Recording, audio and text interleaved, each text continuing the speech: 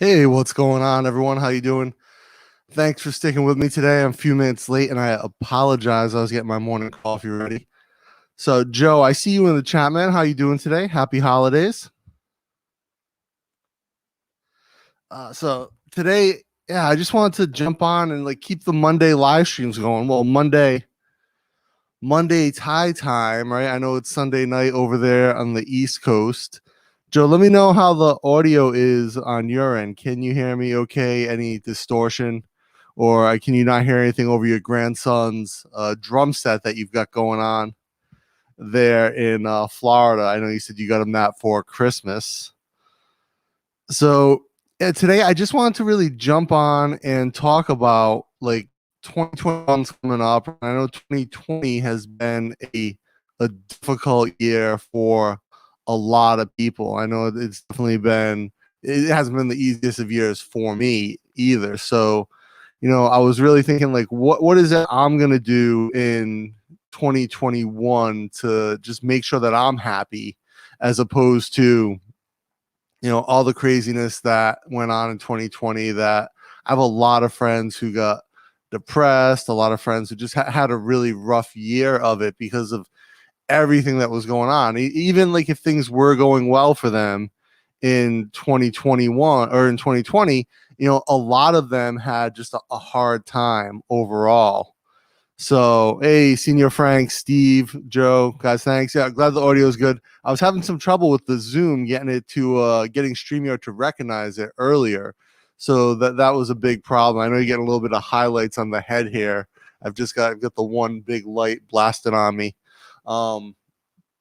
But yeah, so that's the thing. I was just looking at like what is it I'm gonna do in 2021? How am I gonna, you know, keep myself sane and happy, and I think a lot of it is letting go of a lot of the bullshit that happened in 2020, even though I think most of it is going to carry over for us into 2021. I don't, I was having this conversation the other day with a friend, and I don't think that 2021 is going to magically erase all the crap that happened in 2020. Obviously COVID isn't going anywhere. None of this is gonna change. So it's, what are we gonna do ourselves? And I think letting go a lot of the bullshit, and I think a lot of people found toxic people in their lives in 2020, and just being able to sort of let that go.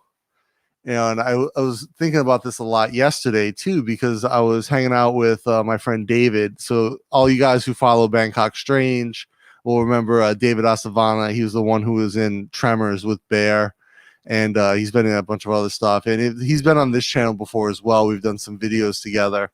But he just bought into a new restaurant over in La Prow called Mama Steak Cafe. And he invited Jib and I out to come and have a meal and hang out in a really dope place, actually. And, it's funny because he was an actor when he was coming up. He is an actor. And when he was coming up in New York, he met his he met his wife in a restaurant they were both waiters in, or waiter and waitress in. And so they had like a little bit of restaurant experience. But I gotta say, their new place, really small, cozy, runs really smooth, and super affordable. Jib had what I think was the second most expensive thing on the menu. It was a sirloin. It was only 390 baht, and probably some of the best pesto I've ever had in Bangkok. They make it themselves, whereas a lot of places will just like pre-packet it. So, overall, man, I can't complain. I thought it was a really good meal. And, it was nice. Just, we spent like 5 hours there just talking to him and, hanging out. And that made me realize like the people I keep around me, like are so important to my mental health, and him being one of them. So I'm really just grateful to have him in my life. And, he had a rough 2020 of it, but, he made the most of it. Like he did one whole project in 2020. So, he's just looking to 2021 and looking to do some new stuff. But he is like, look, I need to have other revenue streams. He started his restaurant. He's done a few other things. So, and like hanging out with Mike, right? Mike's one of the people that I'm just super happy to have in my life and do Bangkok Strange with. He's such a positive influence, and like just gives you the perspective of like, hey, be grateful for like these little things, because a lot of people don't have those wins or don't have those opportunities. So, those people who keep me in that perspective, I'm super grateful for. And that's one of the biggest things I'm going to be doing in 2021. So Joe, just eat more hot noodles, dude. So I told David yesterday about the noodles. I showed him the video, and he's like, oh shit, where'd you get these noodles? I was like, 7-Eleven. There's a 7-Eleven right across from his restaurant, a huge 7-Eleven. So he literally runs over to 7-Eleven and buys like 8 of these noodle packs and goes and tries them in his restaurant. He loved them. He said the same thing, though. It was way too hot and way too way too salty, but delicious. Hey, Board Nomad Productions, how you doing, man? I agree. 2020 was a complete shit show, and I think you're right that there's probably 6 months at least of this going on. It was it's easily 6 more months depending on where you are. I think the U.S. is honestly, even though the U.S. is rolling out the vaccine, I have a number of friends who are frontline workers in healthcare in the U.S. who have the vaccine already, but I think they've got another year in the U.S. I think countries like Thailand, places that have handled it really well are going to be 6 months, maybe. And I think places like the U.S., France, UK have a year of this ahead of them. And it's unfortunate reality, but it's definitely, I think, how it's going to go. So Jib said the dish is tenderloin for 359 baht. A hell of a deal, and it was a crazy plate of food. It came with it was a steak, and then they roasted a whole head of garlic on the dish, plus a couple of really sweet onions that they grilled up and sort of caramelized, threw on there. A demi-glace sauce that they made in house, a pile of French fries. And then they put what I thought was really cool is they put a half a passion fruit on the plate with the steak as like a palate cleanser after you're done. And Jib was saying it really made her mouth feel like super clean, super fresh after she ate. So for those of you guys in Bangkok, definitely check it out. It's in Lat Phrao. It's a bit of a haul from the Sukhumvit area, but definitely worth the trip. It's such a cozy spot, comfortable and good food, really cheap. Mama Steak Cafe. But apparently there's like 30 places called Mama Steak and then something else. So you have to make sure it's like the cafe one. That's the real one. It's like Mama Steak Restaurant, Mama Steak Bistro, Mama Steak. There's one just called Mama Steak. And when I wrote the review on Google, his partner was like, oh, no, you wrote it for the wrong Mama Steak. Can you change it? And so I had to go back and adjust it. You and Jib have to try. Oh, yeah. So Jib's got the photo here for me. I'll throw it up. I don't know if you guys can see this or not. If it not really coming up, but that's literally Jib's steak yesterday. Oh, yeah. Also a grilled tomato. I think I have that on my phone. I can airdrop it to my computer, Ben. Jib have on zero Canadian sauce. It's but good. I'll have to see if I can get that here in Bangkok, Joe. Or when you finally are able to move here, bring me a bottle, and Jim and I will try it with something. So here we go. Let me accept this. Yep. So Joe said we should try a hot sauce called Zero Canadian Hot. DEFCON Sauce Zero Canadian Hot Sauce. He said it's really good. So let me open up a file here. I want to show you guys this food. Jim says that anyone who's never had Thai sriracha should try Thai sriracha. I don't know that I necessarily agree with that. I think that I personally think that American sriracha is the superior sriracha. I 100% think that the American sriracha is the superior sriracha. It's vinegary. It's got everything that you would want from an actual sauce, whereas Thai sriracha is just kind of like sweet and not that spicy. This is the steak that Jib had yesterday. This was her plate at the restaurant, and literally, I mean, this was 359 baht. And then I had pasta. Yeah, you can see this is the demi-glace sauce, and then a couple pieces of toast. The roasted garlic isn't on here, but it's to the right of the onion. But yeah, I thought for 359 baht, and they cooked it medium rare for her, so it looked perfect inside. And I was just really blown away. Great spot. And obviously, Dave is my friend. I'm a bit biased, but I'll definitely be going back. So, but yeah, getting back to 2021, man. I mean, I think some of the other things that I'm just trying to focus on is also just being healthy, because I really let like exercise slip quite a bit in 2020. I had like whole periods where I was really sick for a while. Those of you guys who follow Bangkok Strange will remember that I went deaf for a little while, and that's why we skipped a few weeks of the show. I had a serious inflammation of my nerve in my ear, and I ended up having to be on corticosteroids and antibiotics for like months. And in those months, really, like I felt sluggish. I wasn't exercising, and that just kind of created a cycle of like on and off exercise for me. So in 2021, that's another thing that I'm really just going to focus in on. Is I've been exercising regularly since November at least. So just trying to focus on that and get my health right, get it where I want it to be. So you're gonna bring a bottle 17, 18, 19 of 100 made per year. Oh wow, nice. They only do 100 per year. Wow, that's a very limited hot sauce. Very limited indeed.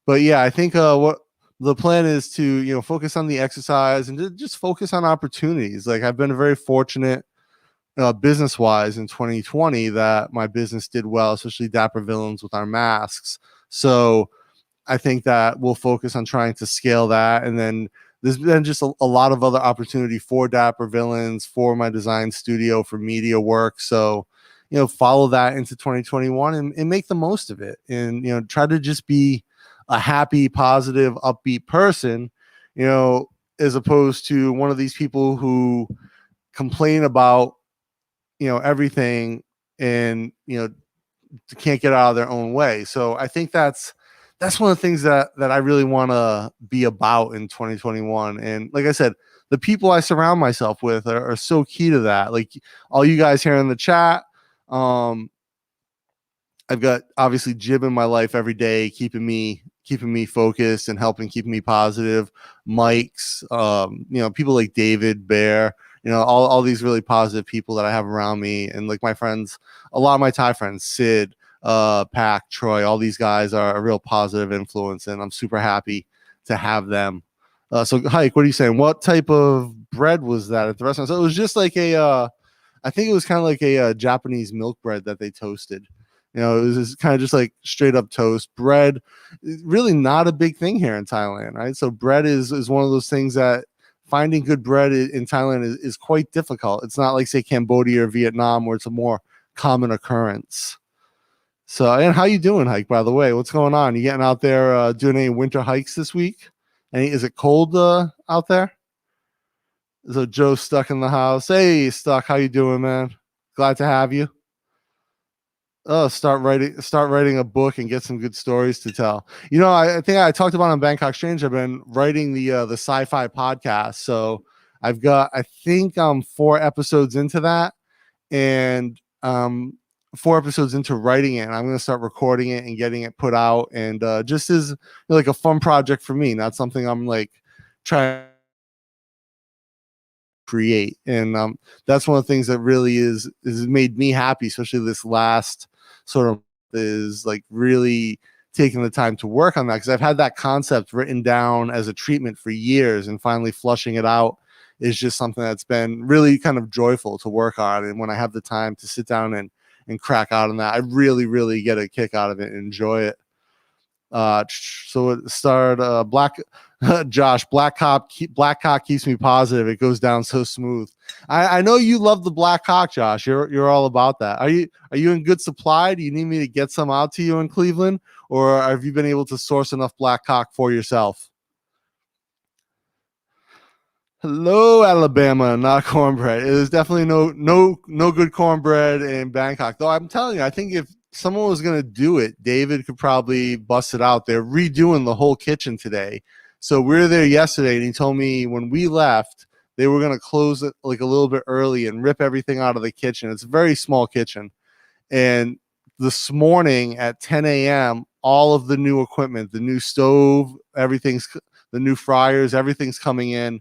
And then they're going to rebuild the whole kitchen today. So it should be pretty awesome.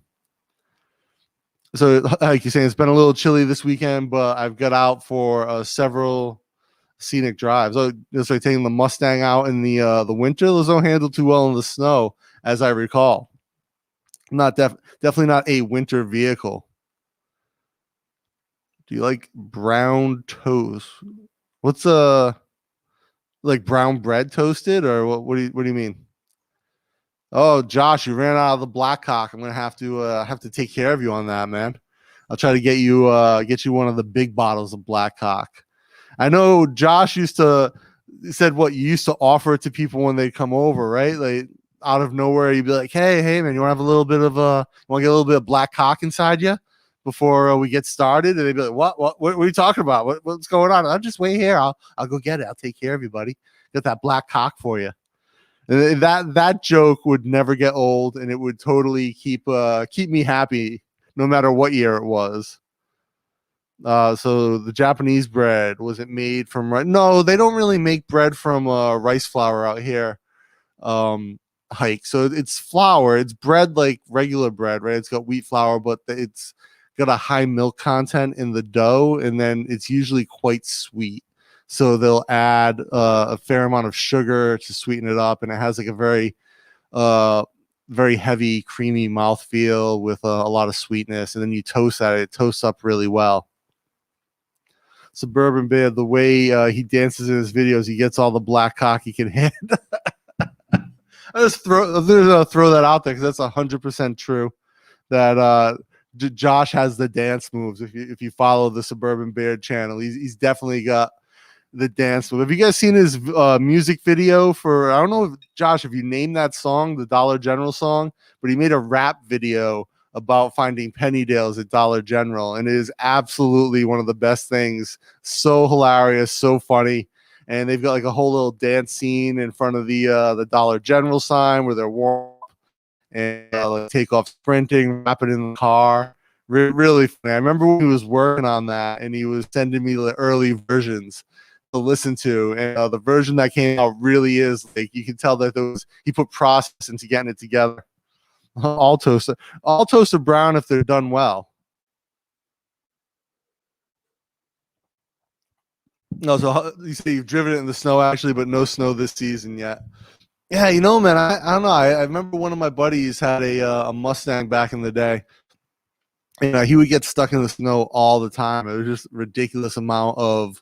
It was just ridiculously bad in New England snow, at least, like trying to get around Rhode Island, be stuck in the snow, and it's just not the most practical car, I thought. And he had a convertible too, which I thought was, not the best choice for an everyday driver in a place where it snows. I think yours is a hardtop, right, Hike? If I remember from the photos, you've got a hardtop. So I'm next to my Serger here, so you can see all the strings coming down. I just decided to set up somewhere different in the studio and kind of have fun with it, as opposed to, I noticed last time when I was at the cutting table and the door to the outside was behind me, there was a big blown out section on the screen because of all the sunlight coming in, because it's early morning here, and like that door just gets blasted with sun, and that was all blown out with the camera. So I thought, hey, let me switch it up and go to a different spot in the studio and just hang out. So I've got the little fabric shelf behind me. You can see over here, this is a table that I'm working on making there'll be a video on the channel about this soon. It's a new ironing station. It'll just be a huge ironing table. You can see Jib behind me. What's up, Jib? Jib's doing some embroidery work this morning. And then like over here, we've got this is the bar tack machine. And then the fabric rack behind me. This is kind of like all of our fabric that we pick up at cut length at like the different fabric markets. Like if we go to, you can check out there's two videos on the channel, one where I'm in Sampang market and the other where we go to J Fabric, which is like one of is probably the premier fabric shop in Bangkok for like specific Japanese fabric. So a lot of this comes from those guys. Like you can see like these patterns here and stuff. And then I've got whole rolls of Japanese fabric that I would buy. Like one of my favorite printing companies for Japanese fabric went out of business. So I picked up any of my favorite patterns. I picked up the final remnants on a roll. Yeah, he's got the hard top. Yeah, the hard top's it's the way to go. 54 Fahrenheit in Florida. Are you kidding me? Jib, what is this the Hello Kitty? Yeah, special. So this is only Jay can have this, right? The Hello Kitty. Yeah, because it's expensive to order and for about like a license. Yeah, so kitty. J Fabric is the it's a real kitty one. Yeah, it's the real Hello Kitty prints. From Japan, so J Fabric different than my Dapper Villain partners J. Two different J's. JAI is J, and then just the letter J for J Fabric. But yeah, like some of the best patterns for the Japanese stuff. And when my favorite company Leishan went out of business, I picked up some of the final prints, these Japanese patterns that I liked, and so I'll be using those in like limited edition things as I pick it up. Yeah, like this is Leishan. This is the last like 5 meters of Leishan fabric, and then. Yeah, I have that whole roll. Yeah, but you put that back. But those will be going into limited edition Dapper Villains products in the future. So 54 in Florida, man, that's pretty cold, I think, for you guys. Those noodles you ate, too spicy. Yeah, they were definitely spicy. They weren't as spicy as real ghost peppers. So I will say that like ghost peppers are much spicier than those noodles were. Good. This is the problem. Those noodles tasted really good. And the noodles that they used, they were like a black noodle, so it was like really chewy and nice for an instant noodle, but a little bit too spicy to be like overall enjoyable. Definitely more of a novelty thing. I picked up yesterday when David bought the ghost pepper noodles. I saw they had habanero, and I bought some of the habanero ones. They're like half spicy. It's much more of an enjoyable noodle than the ghost pepper. Jib, Joe says hi. All the guys saying hi. Hey, gotta love Thailand. How you doing, man? Joe says he has a Hello Tit t-shirt. Yeah, so no, Joe has. Yeah, so I've got this is the habanero kimchi. I don't know if you guys can yeah, there it is. So I've got another one left for this one. I'm gonna try it. I like kimchi flavor, but I don't know what jijig is. Kimchi jijig. Jijig. Oh, it's Korean. Anyone Korean? Yeah, any Koreans on the stream? Probably not. Do you have any products that are sold in Dollar General? No, there's no Dapper Villains products in Dollar General, and definitely none on Pennydale. Our tote bag will be our EDC tote bag. We've got the retail pricing set at $185 USD when that launches, and then the overshirt will be I think $165. Or I should make it 167, 187, right? I'm gonna drop ship these bad boys. And then our jean collabs, those prices are set by the partners, but I think our jeans will be at like 190 a pair or 205 a pair. It depends on the fabric when those launch. And then we'll be doing jackets, and we'll be doing a linen wool blend vest coming out pretty soon as well. That will hit the market. Some of the items that we're working on. I think early 2021 Q1, I'm gonna look to do a line of Dapper Villains t-shirts and hoodies that we're gonna try to get out there with a printing partner that my friend Graham is told me about over in National Stadium area behind Chula. So pretty interesting place. Except for the Salvation Army thrift. So hopefully none of our stuff ends up in the thrift store just yet, but eventually. One of the big concepts with Dapper Villains, one of the things that I'm so happy about with the brand is that we are making things that will last, forever. That's the idea. Like our EDC tote bag, you should be able to give to your, grandkids. You should be able to pass that down. And the same thing with like our jeans should last as long as you don't blow them out, right? Blow out the crotch. But again, I think one of the things that we want to do is have like a repair service for the jeans as well. So you can have them darned, you can have them repaired.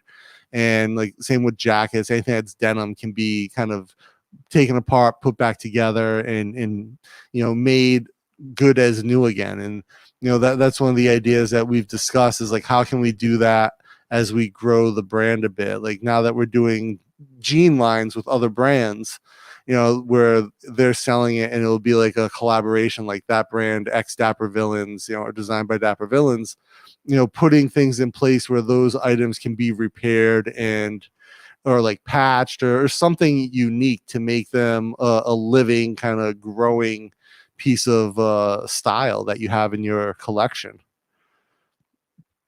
The ghost pepper noodles would be good with some chicken soup added from a street vendor. Yeah, you know what? That probably would be like grab some street vendor soup and throw those noodles in there, and it probably would make for like a really good sort of combination. Try a Carolina Reaper pepper, so sweet. I've never had the Carolina Reaper. The hottest pepper I think I've had was the Trinidad Scorpion. I don't know. I think maybe I don't think I had the Reaper.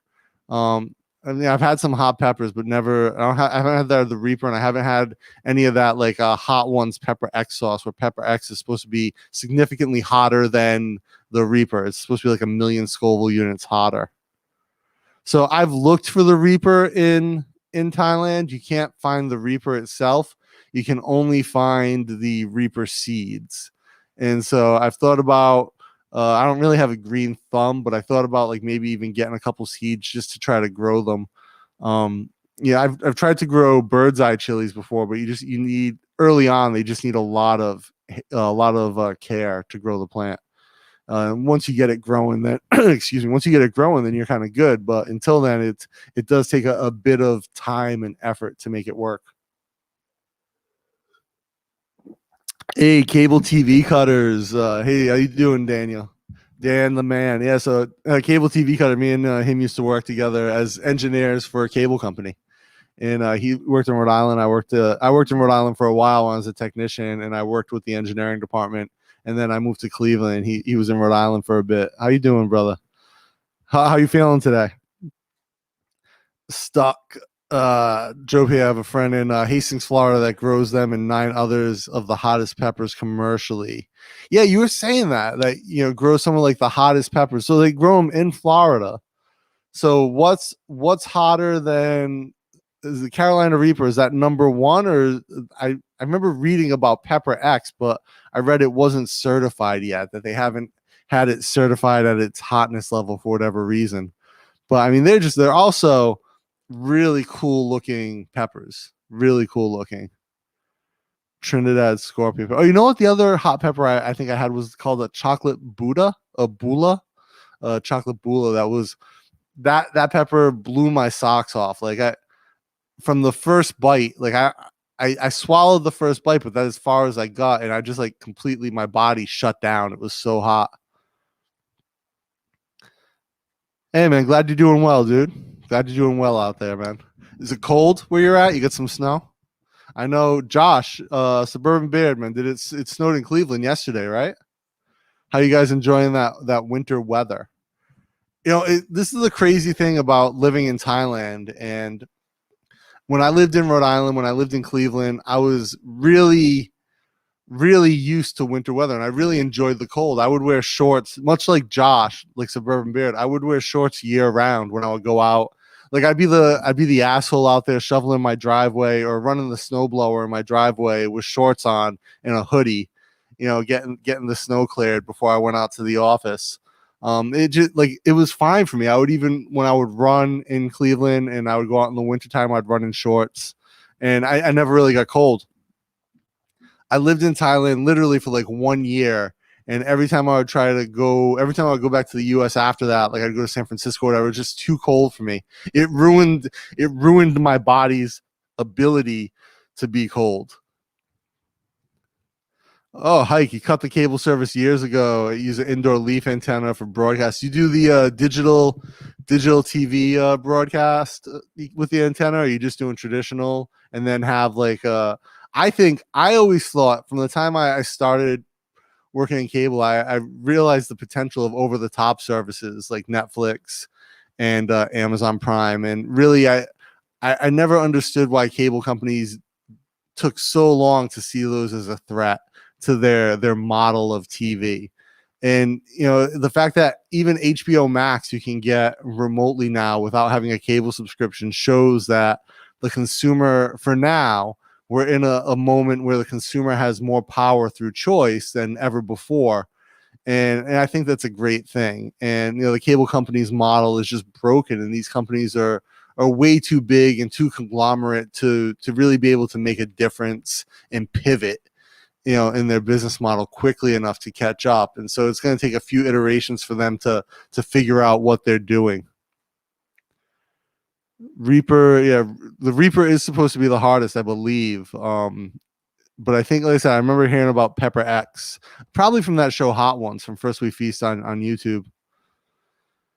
You eat 6 of them in a challenge and one the next day at tour. Yeah, right, Joe. So spicy in, spicy out. That is the rule, my friend. If it's spicy going in, you're gonna be dealing with that same level of spice coming out, and it is not going to be pleasant. I've had, when I first moved to Thailand, and you're trying to learn the language. I was trying to learn Thai, and of course you learn like the basics first, like Leo Sai, Leo Kao, left and turn left, turn right. You learn the food stuff, right? Like you learn how to order food, and how to say like wan for sweet, kem for sour, pet for spicy, and so a pet for spicy, brio for sour, and so you start to learn these things. And I was with a friend, and we're in, I believe, Central Lot Prow in the food court.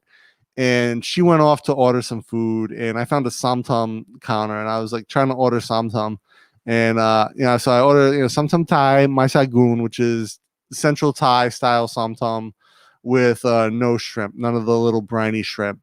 And then I said, pet mock. And she looked at me, and she's like, kind of looked at me and like asked, like, pet mock, my like questioning. I was like, chai, really trying to like play off more confident with my Thai than I really was at the time. So I was like, oh, chai, pet mock. And I didn't realize, what I didn't know is that when you double the word in Thai, you're like saying extra.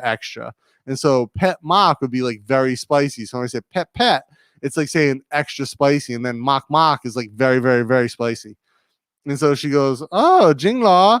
And she just starts like making the samtam. And I just see her reach over into the pot, and she grabs a handful of chilies, and she just throws it into the mortar and pestle, starts smashing it. And then she reaches over and grabs another handful and throws it in, starts smashing it. I'm like, oh, Jesus Christ. I just asked for like the world's spiciest samtam. And so she makes it, and she throws it out on the plate, and it's just red with like little slivers of white in it. And I was like, kapun crap. And so I'm like, kanyao mai, and like asked if she has kanyao. She's like, my me, like no more kanyao. So no more sticky rice eat with this samtam. So I just got to eat this whole plate of samtam. So I go and sit down, and I'm like looking at my samtam, like trying to get up the courage to eat it. My friend comes back, and she sits down, and she's like, what the fuck did you order? What's wrong with you? And she's looking at my plate. I was like, I asked for pet mock. She's just laughing at me. I'm eating this samtam. I got like snot running down my face. My eyes are tearing. Like it's so much chili, I can barely get it in. And I just remember that night when I'm at home in my little apartment on campus, and I sit down in the toilet, and it's just like ripping through me. And I was like, oh my God, my legs are shaking. I'm like sweating. It was the most horrible yet enjoyable experience ever. So Stuck says there are several peppers in production that are supposed to be hotter than the Reaper, but yes, not yet certified. That's that crazy level shit, because the Reaper's already nuts. I used to sub to Netflix mostly just to watch YouTube and sometimes movies on the internet. Nice. Yeah, it's pretty much. I sub Netflix and I get Disney Plus, and that's it. We don't have cable, so no need for it. Jib watches local news on Facebook, which is where Thailand broadcasts it. So I don't know if you guys saw, to Stuck's comment, I don't know if you saw the Netflix series We Are the Champions, and they had one about pepper eating, and it's the guy who invented the Carolina Reaper, and then he had all these other peppers that he crossbred with the Carolina Reaper to make them spicier. And like that was like the final level of this challenge, was like they were going through all these crazy spicy peppers. Yeah, a service they sold is gonna hurt them. Yeah, it's fine, man. The cable service, the cable industry in general, man, is one, it's just antiquated. Most of them have a horrible culture if you work there. Their idea of building leadership is really backwards compared to modern day sort of business theory. And these companies only exist because they've sort of created these unnatural monopolies, how they don't compete with each other. And there's very limited option, there's limited choice in the market, so you end up with subpar technology, with like horrible leadership, toxic companies, and they offer a product that's antiquated, and anyone who can put a 0 and a 1 together can figure out a better solution. And there are other companies out there like HBO, YouTube with Google, and all of these over the top services, Netflix, iFlix if you're here in Asia as well, and all these other services, Crunchyroll if you're into anime, that make a cheaper, better choice for you, and you can create the packages you want. So Joe, so you gave up on learning Thai until you get here. Yeah, being able to use it daily is important. One of my big goals for 2021 is to really improve my ability to speak Thai and have better conversations. I was talking with my friend Sam, who runs the sustainability center at Chula.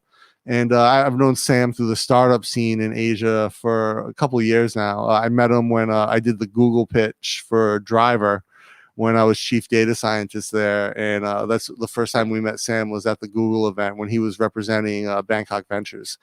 And he grew up, he's Thai, but he grew up in the US. And he was saying, like, having a better command of the Thai language and being able to have, better conversations, it just really, one, enhances your quality of life in the country, just because it makes it a much richer experience. And two, like you develop, he was explaining that you develop a different personality as a Thai speaker than you would as someone who just lives here and gets by with other expats. Like your personality when you speak Thai becomes very different because of some of the cultural things, and that's part of the understanding. So one of the things that I'm really looking forward to in 2021 is putting a lot more effort into my Thai speaking, listening, reading, and writing abilities, for sure. Oh wow! So Dan says he remembers when they launched cable internet, 10 megs per second. Yeah, uh, man, the old internet services. But again, when those launched, man, they were revolutionary because everyone was dial up to that point.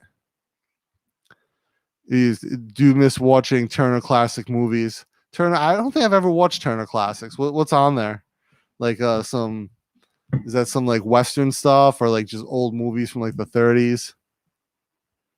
They have 3 Roku sticks with internet. Yeah, oh man, the Rokus are. I had the first generation Roku, and I had the first and the second generation Roku, and I think the third before I left for the US, for the Thailand. Great devices, man.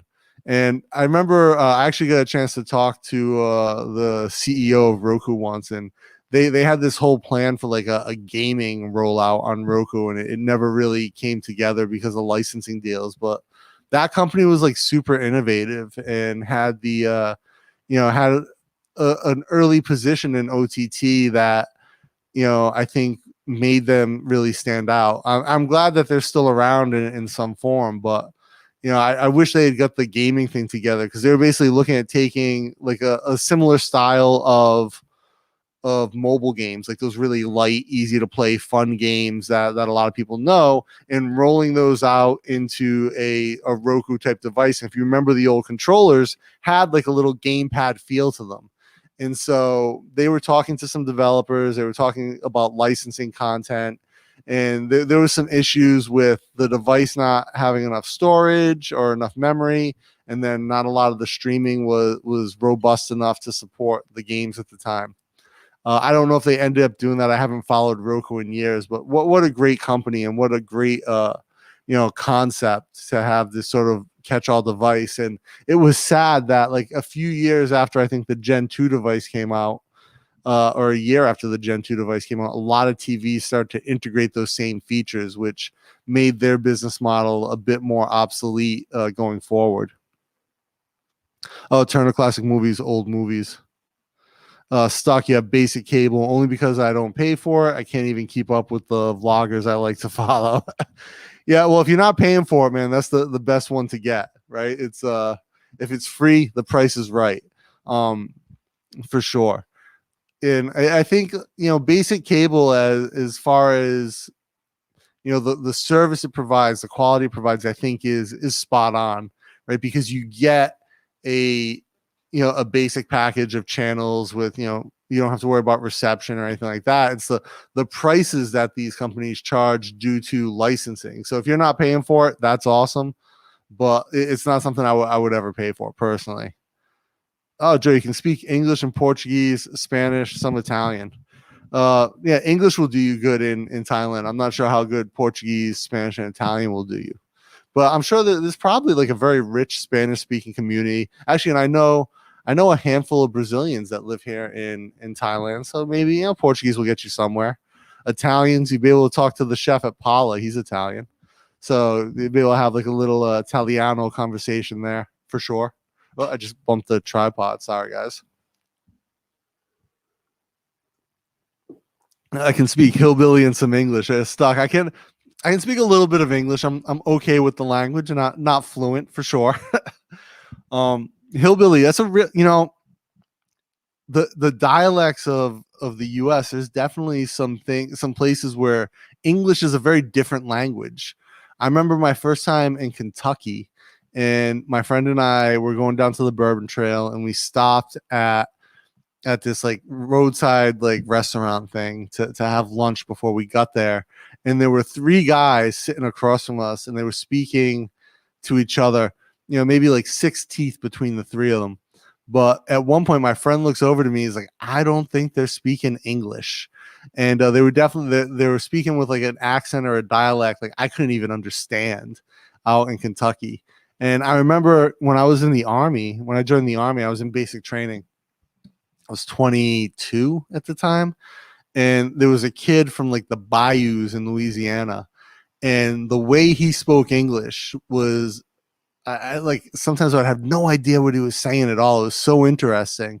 And there was another girl from Louisiana in my basic training, but not from the bayou, and like the way she spoke was again very different. Like the things she would say, like I remember she would call soda a cool drink. I thought that was like the most unique sort of local colloquial use for a word for soda. Like in Ohio, they call it pop. Out on the coast, we call soda, but I never heard anyone call it like a cool drink. But pretty much, I think all the Midwest essentially says pop and then on the coast of the country, everyone says soda. 2 TVs, 10 million internet. Our cable company charges him $212.90 a month. Fuck that. $200 a month. No way. I've been to Marymount Cave National Park, Kentucky. Yeah, Kentucky. I like Kentucky. It's beautiful. I like bourbon, so I like Kentucky. But man, there's definitely some parts of Kentucky that are very backwards. Oh, you grew up speaking Portuguese, Joe? Really? So, where'd you grow up? In Florida, Joe, or somewhere else? Because I know I grew up in Rhode Island, and just over the bridge into Massachusetts is a Fall River, and then East Providence, Rhode Island too. A lot of Portuguese people, and like it's not uncommon to hear people just speaking Portuguese. Also, I'll tell you what, a lot of great Portuguese restaurants in like Fall River and East Providence, Rhode Island. A lot of really good Portuguese food for sure. Some, especially like seafood restaurants. Some of my favorite growing up were the Portuguese spots. Oh, I gotta get that coffee in the morning. So yeah, Portuguese food in Rhode Island, Portuguese food in Fall River, definitely some really good stuff. The seafood, especially like Portuguese seafood, and probably all the fishermen in Fall River, New Bedford area, all Portuguese guys. Oh, you grew up in New Jersey, that's right. Yeah, New Jersey. I've been to Jersey a handful of times. Not my favorite state, but I've also never been to like nicer parts of New Jersey. I've been to Wildwood, which is like a really shitty beach town. Bayonne, New Jersey, which is like a port town, and Jersey City, which is a big ghetto. Though a lot of people tell me Jersey City's nice. That just was never my experience. Oh, Hike, you speak Spanish. Nice. I took Spanish in high school. Was not very good with the foreign language then either. Cave is cool. The Corvette Museum in that area. They have a Corvette Museum in Kentucky. Oh, sorry, yeah, they make the Corvettes in Kentucky, don't they? I knew that for some reason. Like, I think if you get like one of the high-end Corvettes, you can pick it up off the line in Kentucky. Blood sausage. You know what they eat here in Thailand is blood cake. And Jib loves blood cake. Like, they'll throw it in, like, she gets it with a soup usually. And yeah, some people love the blood cake, like that really irony, earthy flavor of blood cake. And the way they do it here, it's like looks really firm, right? So I'm sure it's quite nice. I don't eat it because I don't eat animal product. Newark, New Jersey. I've never been to Newark. Nice area, Joe. Did you like it growing up there? I've never been. I've been to yeah, no, never Newark. I think I got stuck in Orange once, and that was kind of sketchy. Oh, so you done a lot of camping in Kentucky. Your son was raised and lives there. Oh, nice.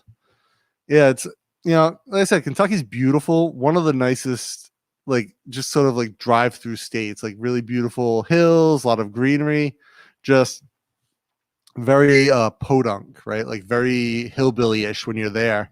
And it's definitely one of those places that I remember I was there. I was like, oh, I like this. It's nice. I could visit. One of those places I could just never live. Right? It wouldn't it wouldn't work for me.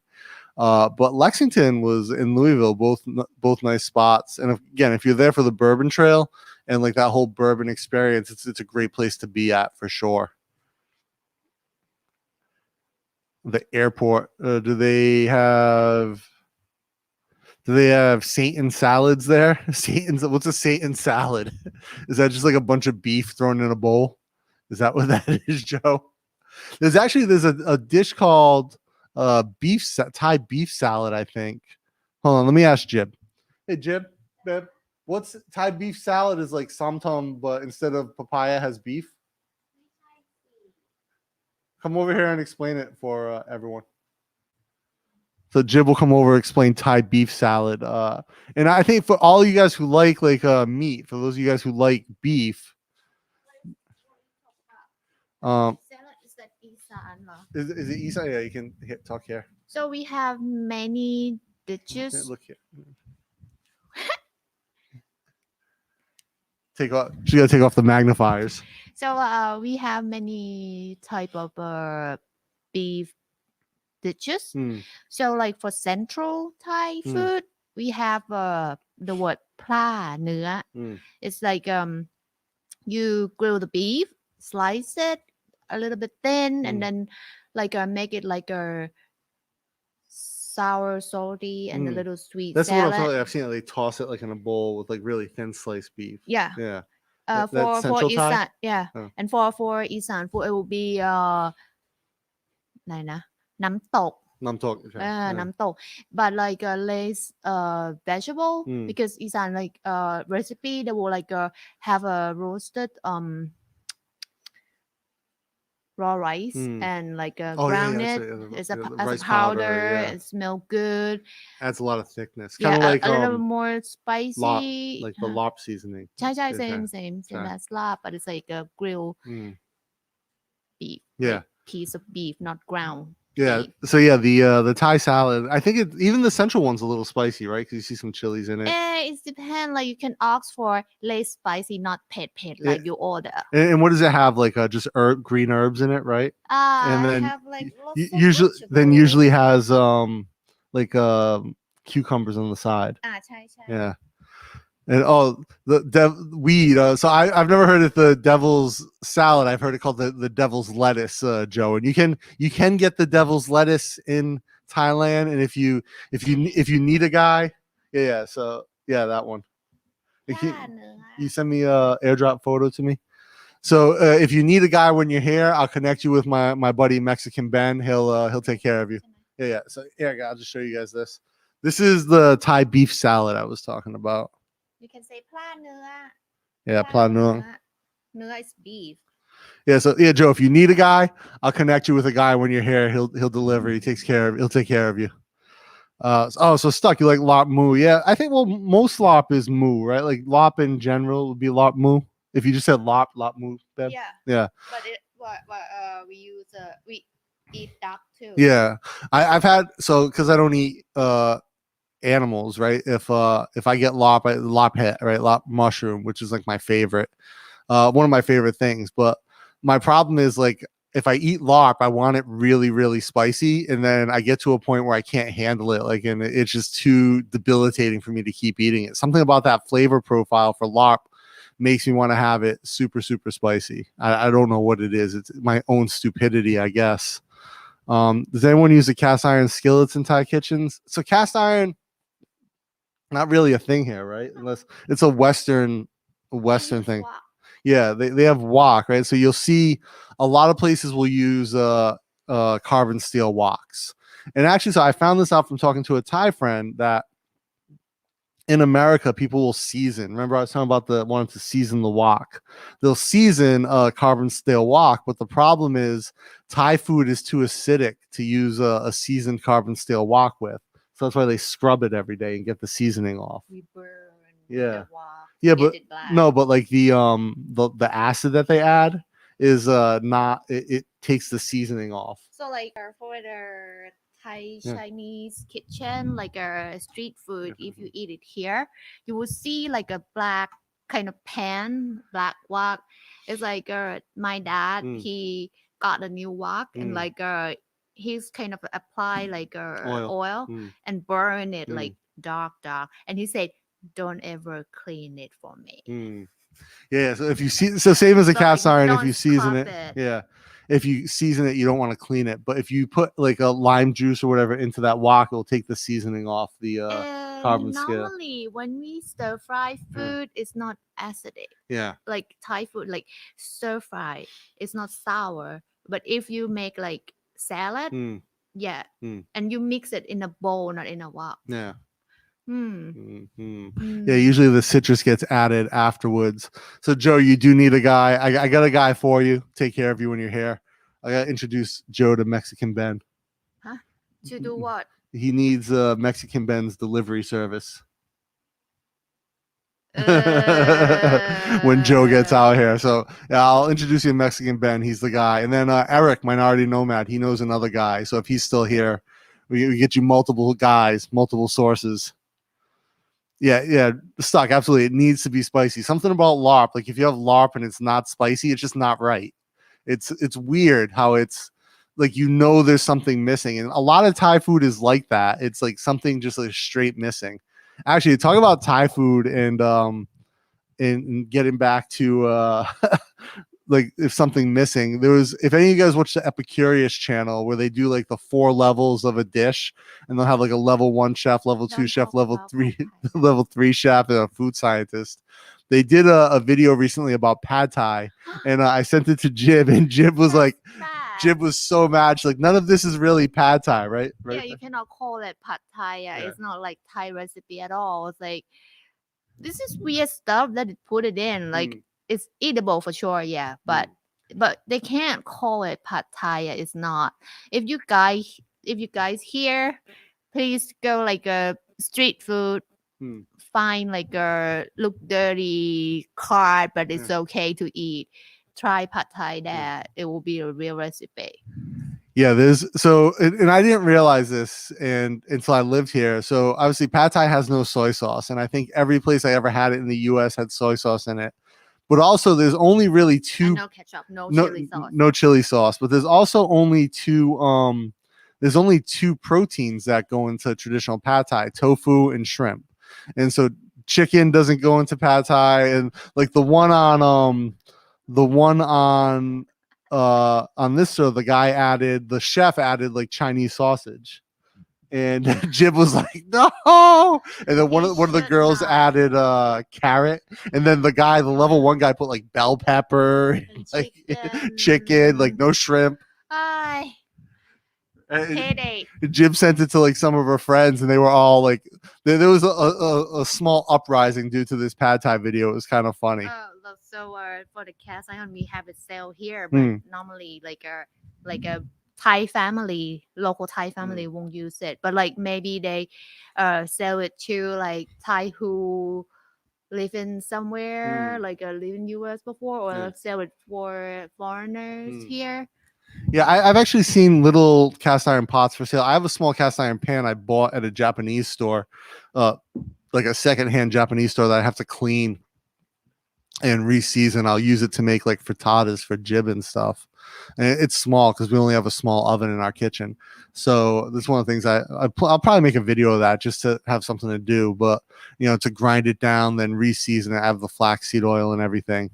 So yeah, I can definitely I've seen the pots. I get like the Chinese style. They put the soups in the cast iron pot, right?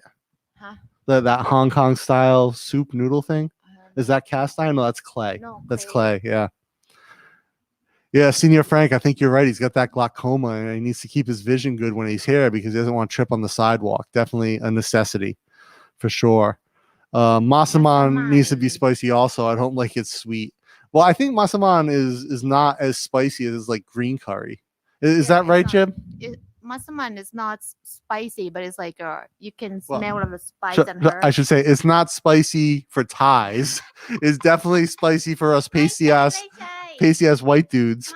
But I think green curry is generally the spiciest, right? Chai. Yeah. Or the red curry is not masaman. It's like sometimes it's like difficult to just separate them when you take a look. But for masaman, you will see the potato in it, and then you will know, oh, that's masaman, not the red curry. Yeah, I love masaman with the potatoes. Like when you get like J masaman, and it's got the potato and it's so good. It's spicy compared to like anything you would eat in America, but not like if you eat Thai green, especially if you go to Isan and you get green curry, anything. It just like has chili, like fresh chilies floating in the green curry. It's stupid spicy. What? So if you guys here, if you go to our Isan restaurant, you order tom sap. Tom sap. Why tom sap? Sap is the word of like a tasty, spicy. So like you have like hot soup, like hot clear soup with chili floating on top of your dish. That's that Isan style soup, right? Chai. And so Joe, you need a lot to keep your eyes going. Yeah, eye health is so important, Joe. Right? I want you to take care of that for sure. So what Hike says, with a cast iron skillet or wok, I might be able to make cornbread flapjacks. I don't know. I think a wok, you don't have a flat area. Flapjacks are like pancakes, similar. Everyone from the South is going to be mad that I just said they're similar to pancakes. I believe they'll make the argument that it's different. But I think a wok here in Asia doesn't have a flat surface on the bottom, like a Western wok. No, it's okay. But I think you would need a cast iron. But it's easy if you don't live in a condo. If you live in like a house like we have or a townhome, you can have a gas stove.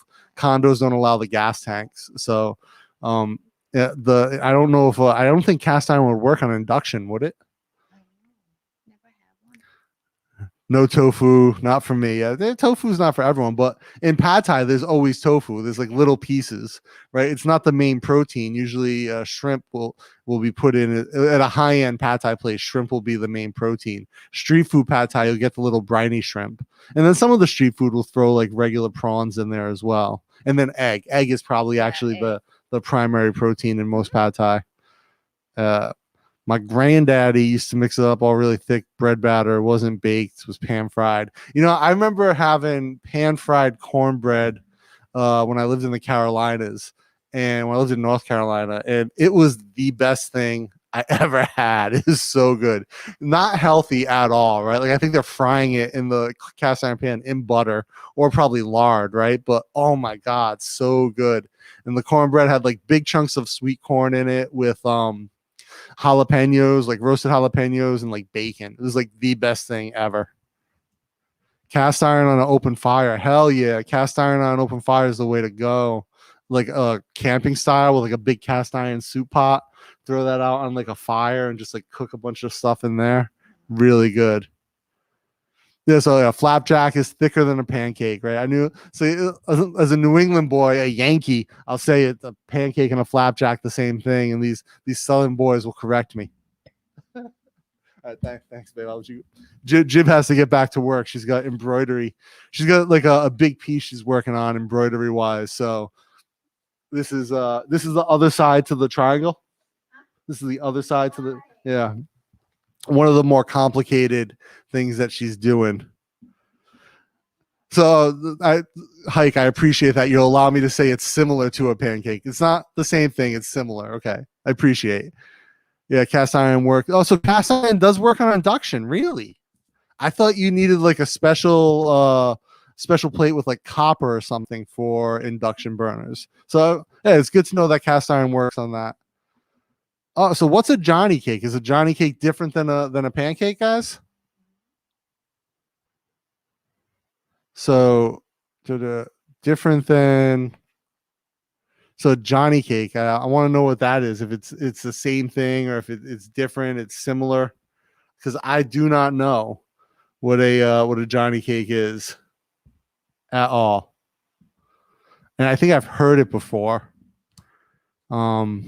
But not is it pancake? Is it a flapjack? Is it something in between? Is it a dessert? When I hear Johnny cake, for some reason I think of like a dessert, like a little Debbie pie. Maybe one of the things I need to do to be happy in 2021 is get a big cast iron pan and make some vegan cast iron cornbread for myself and Jib. Jib's like, what? Jib said no vegan food. Jib is very anti-vegan. Actually, I shouldn't say that. Probably, I would say like 90% of what Jib eats is vegetables. So, like she jokes with me, but like even if we go out, half the time, like she'll get like something with no meat in it, which I think is probably her approach is probably way better. So a Johnny cake is a cornmeal pancake. Basically. Oh, interesting. Cornmeal is hard to get out here though. Like cornmeal, like occasionally I can find polenta, finding grits or cornbread mix or cornmeal, very, very difficult and expensive.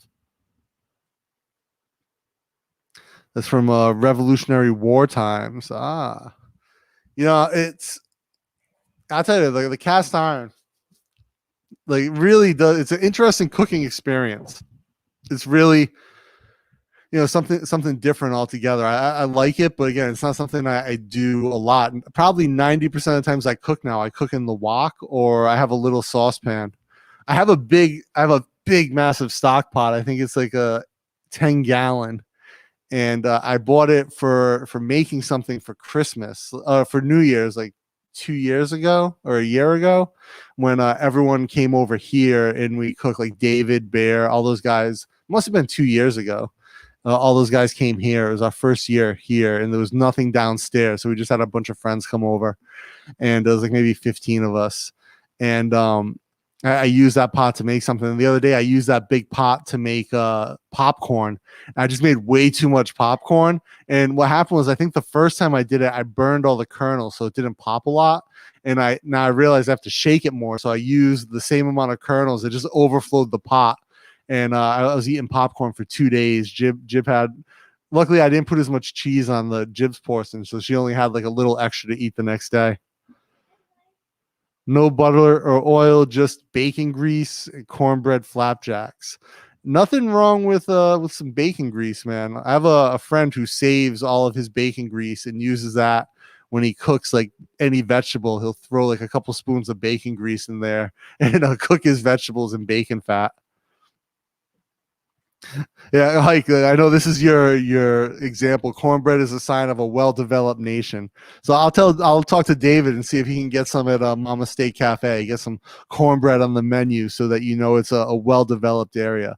Yeah, I'll tell you what though, like the neighborhood where the Mama Steak Cafe is over in La Prow, his restaurant, what a cool neighborhood. Like huge sidewalks, like great footpath, very walkable, big wide road. They have on-street parking, so like people can just like pull up and park and like come into the restaurant. It's not like where I live in Bongjak, right? I don't have a sidewalk, right? There's nowhere, like if you have a car, if you don't have a driveway or a garage like we do, you can't park anywhere.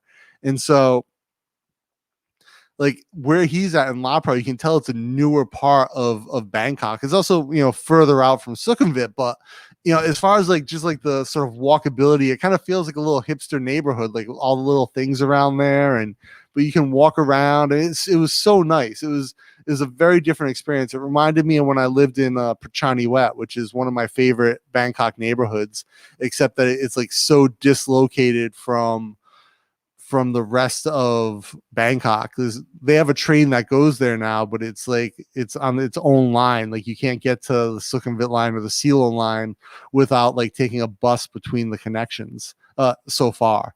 So it's cool, but it's not like the fact that that Prachani Wet was disconnected really made it a difficult place to live. But such a beautiful neighborhood, tree-lined streets, sidewalks, great restaurants and vendors, and lots of good street food. And I feel like this area where Mama Steak Cafe is, David's place, is very similar in that it's just a really cool, chill, livable place and not a lot of traffic, which is unique for Lot Prow because most of Lot Prow is like overrun with traffic. I don't know where we at on the comments here. Just like space travel, USA #1. I don't know. Wasn't Russia the first to get to space? We were the first to go to the moon, though, right? And I think Thailand, they announced the other day that they want to go to the moon they want to have like a Thai ship orbit the moon or something by 2025. We'll see what happens. Oh, so good morning. That's true that the Native Americans had them over 1,000 years before Europeans. Yeah, it's true. Native Americans were doing cornbread for a long time. I think there's a type of Native American bread called ghost bread, if I'm not mistaken. That's like cornbread cooked in beef tallow or something. Really delicious. About the Mayan spacecraft. Did they have cornbread on the Mayan spacecrafts? That's the sign of a well-developed intergalactic species. Cornbread on their spacecraft. If you've got cornbread on the spacecraft, well-developed intergalactic species, you'll probably conquer the universe. I'm sure the United Federation of Planets, the reason they were so successful was probably due to cornbread. Cornbread and drop shipping, probably what kept them going, I would imagine. Cornbread and drop shipping. Absolutely. United Federation of Planets, good to go. I want to talk about this cast iron though, because cast iron over open fire, right? Because I've been thinking about, could I put a fire pit in my front yard? We have like a little walled in area. Maybe I'll do like a tour of the studio video at some point and put it up on the channel so you guys can see like the work area and then like the podcast area upstairs. But out front, because our place has like a 2-meter wall around the front of it, we have like a little parking garage area, then a small kind of area that has a garden in it. And that actually there'll be a video up on Chris, a Retired Work Confused channel. He came over and filmed a bunch of stuff about my studio, and I'm sure he'll put that up at some point. And we kind of hung out in Bongjak, went down to the market on the end of 93 on a Friday night. But I have a little garden, and I work out there. It's where I jump rope every day. And I was thinking about like I could put like a little fire pit out there. Maybe I could put a fire pit and cook, like get a cast iron pot and do like kind of open fire soup type of things out on the fire pit. That'd be kind of like a cool little experiment, like a cast Dutch oven over a fire pit.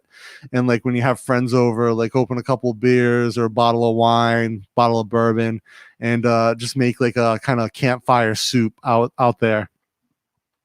But I'd have to figure out how to do like a safe fire pit for outside, so that's not gonna burn the shit out, get my concrete wall like a big scorch mark. So what's my drop shipping book, you mean, Joe? The one you can buy for $997 on Amazon? Ah, very funny. Zephram Cochran did make a speech about it. Yeah. Cornbread. Pizza oven would be great. Actually, that's one thing. David said they're getting a gas pizza oven in his restaurant, and they've got like a pizza dough recipe kind of figured out. Yeah, pizza oven outside would be phenomenal, like a wood fired pizza oven. I don't have that much space though, because I'd have to make it like a brick one, right? And not that much space out there. I'd probably have to. Yeah, I don't have. The problem is my back wall, which is where I would need to put an oven, would has like wiring and plumbing on the bottom, so that would interfere for sure. Oh man, a pizza oven would be dope. Make my own pizza in like a wood fired oven outside. That could be the way to go, Joe. I might consider that. Let me look at. No, I'd have to move too much of the garden to make it happen. Yeah, I'm probably just too lazy to rearrange the garden for that. But yeah, because I think that back wall, or the left wall on the where the garden is, would be the only spot, and there's not enough room. Interesting thought though. Outdoor pizza oven. Interesting. I got to think about that. You could get an iron tripod to hang the pot from manufactured there. Yeah, that's what I was thinking of, like the metal tripod to hang the pot, but it's like actually building like how would I do the fire pit so that it was safe, because of like where the garden, it's not a ton of space. That's the downside stock is it's not huge, right? So I'd have to be sure it was away from everything.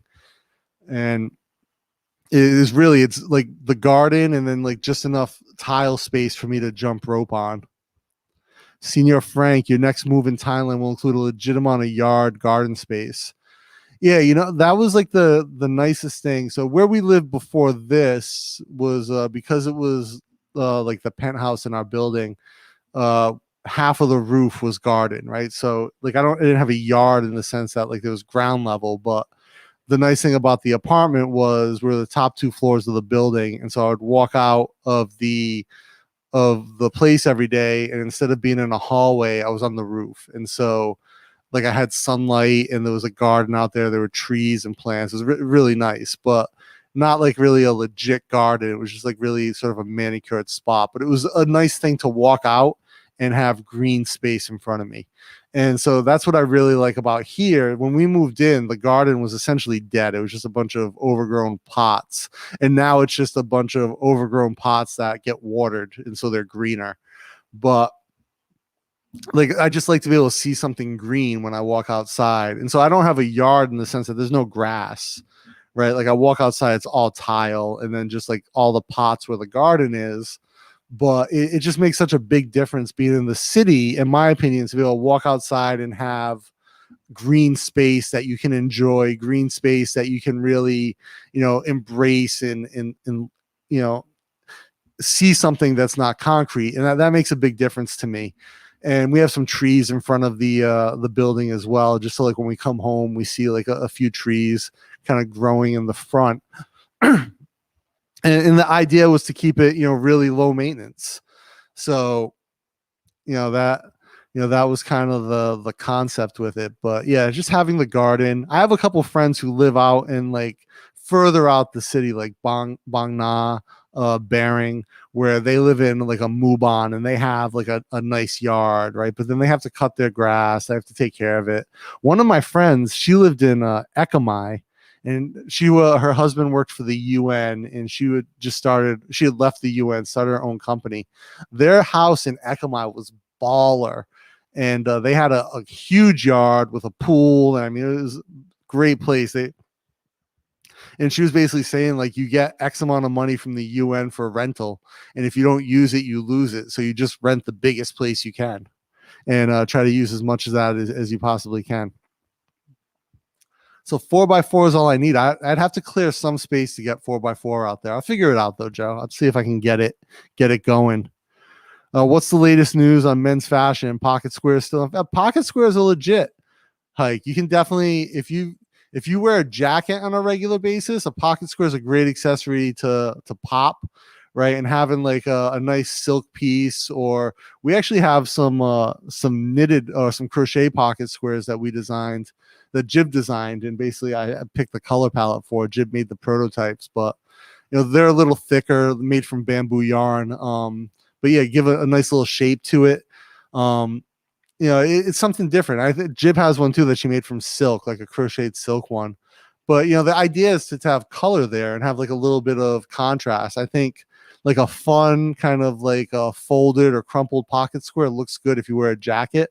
I tend to not wear jackets. I prefer a waistcoat, and so I don't really do pocket squares too much with that. But I have on occasion thrown a pocket square in the waistcoat.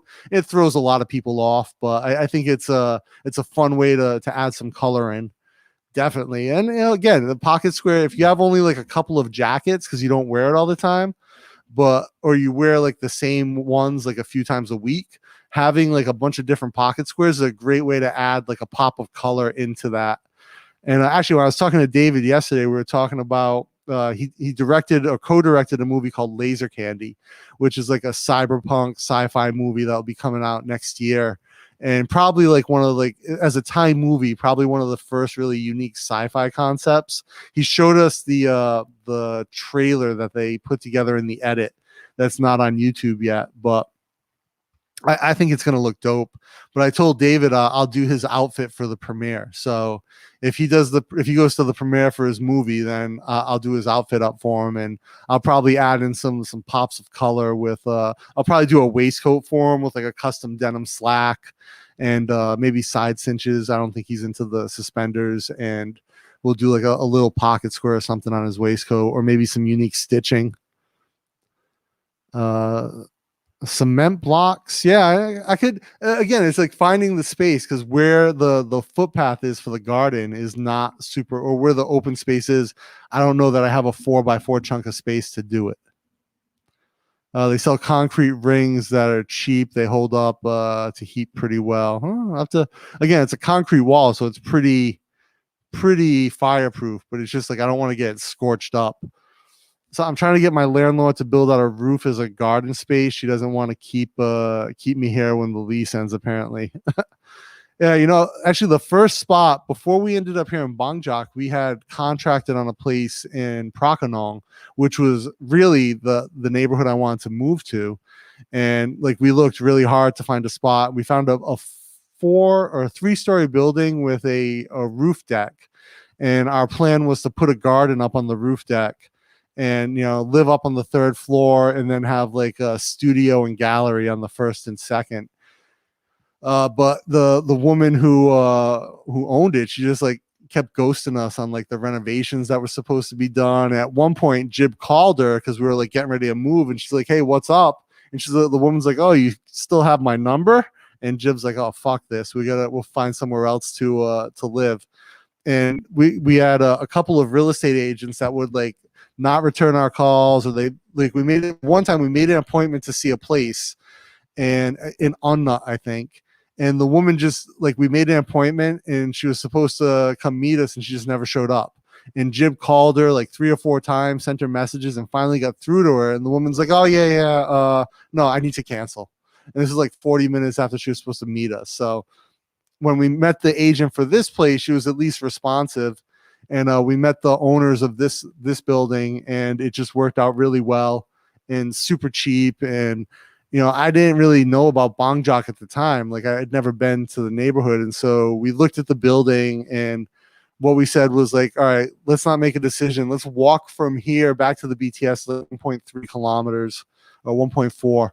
And just see what we think of the neighborhood, what we think. And of course, like no sidewalks. We weren't too happy about that, but neither did the place in Prakanong. Like the store that we were looking at didn't have a sidewalk either. So we get back to the BTS, and we're like, yeah, it's a really nice neighborhood. Actually, it's like super quiet. It's affordable. The building's got more. The 2 floors here have more space than the 3 floor that we were going to rent, and it was like half the price. So it was just it was a lucky coincidence. I'll say that.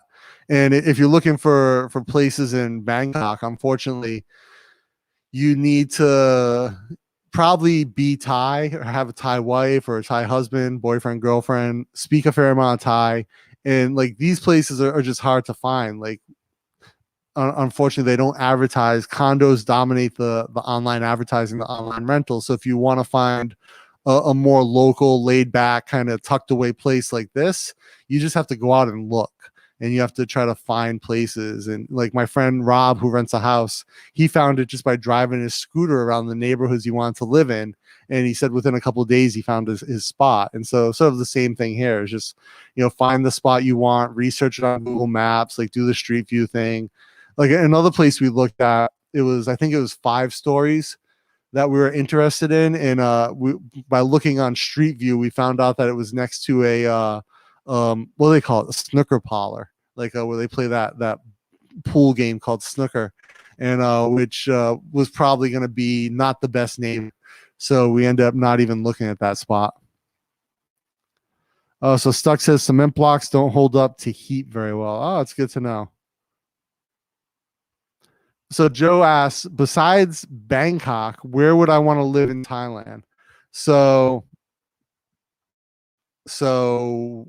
besides Bangkok, I honestly can't think of a place I'd want to live besides Bangkok.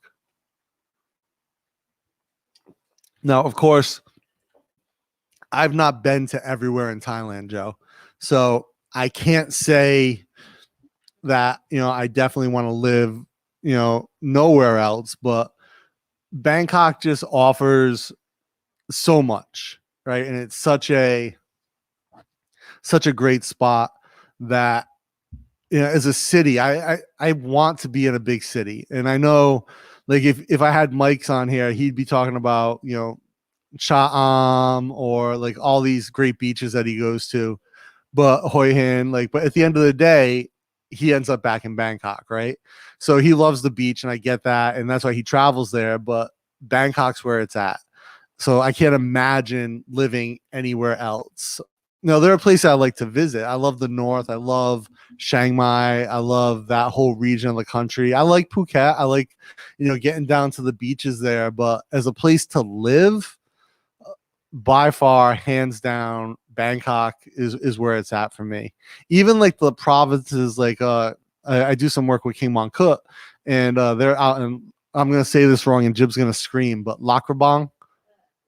Oh, I got it right, Luang Prabang. So they're down there, which is just south of Bangkok, and that's too rural for me. It's like too outside of the scope.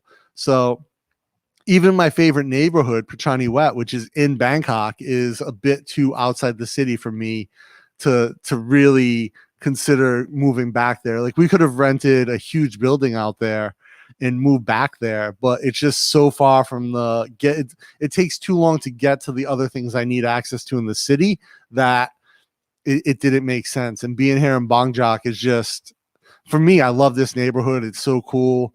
It's not as hip as say Unnut, but it's still really quiet and comfortable. And I'll probably, we extended our lease by 3 years out here, and the hope is that we can buy and renovate a bigger space at the end of that. And that'll probably be somewhere between Bongjak and Udon-sok, right? So like we'll stay in this part of the city because we really dig it and we like what's out here. So where would I rather, if I had to live somewhere else, then I don't know that I could. Could I, if I had to stay somewhere longer term, like on a month, I could do Chiang Mai for sure. Chiang Rai, Pai, Nan, like those northern areas. I've been to Isan, like Ubon Ratchathani, Udon Thani, Konkan, and even like they're just such pale comparisons urban wise to Bangkok that I don't see it as an option. So for me, as a city guy, has to be Bangkok. And again, the good thing, and Mike says this all the time on Bangkok Strange, is that from Bangkok you can be at the beach in an hour. You just jump on a flight, right? Or like 2 hours down to Pattaya, you can be on the beach if you want to like do that. Or Hoi Hin, jump on the train for a couple hours for like you pay something stupid like 7 baht, right, to take the train, and he's at a beach. So if that's what you want, then I think, if you want quick access to the beach but the beauty of the city, that's the way to go. If you want to live at the beach, though, I'd probably say, as much as I dislike Hoi Hin, I think Hoi Hin is probably like the best spot to live at, to be on the beach on the Gulf, Or if you want to go down to like Phuket, if you like that kind of island life, Phuket's the way to go, or Samui, but expensive to live down there as well. Sorry, I clicked on one.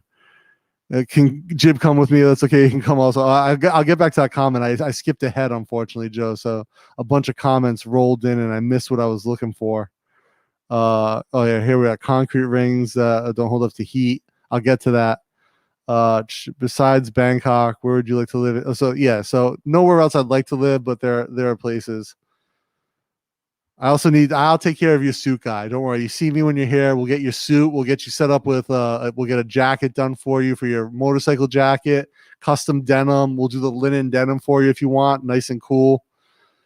I'll take care of you on the clothing side, Joe. Let me know when you're here. We'll make that happen.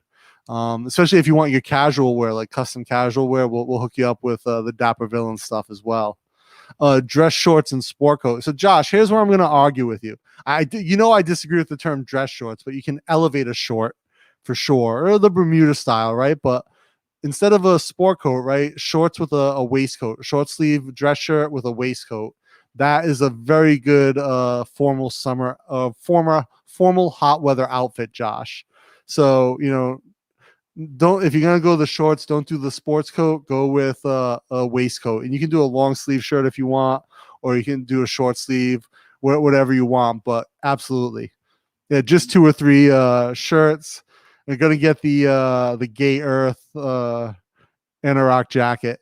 I'm sure he'll be able to make it. We'll find a pattern for him. We'll get it worked out. Earth can make it happen with that style of fabric. I have a similar story about Bongjak. We never considered it, but found a good place. We walked around for a couple of hours. It had enough right with it to make up for no yard or garden space. Yeah. I had never really considered Bongjak, and like I was stuck on Prakanong, and like I really wanted to be in Prakanong. Jay lives in Prakanong, and because he's my partner, it made a lot of sense. And Prakanong, it's only 2 stops closer to like anything else, right?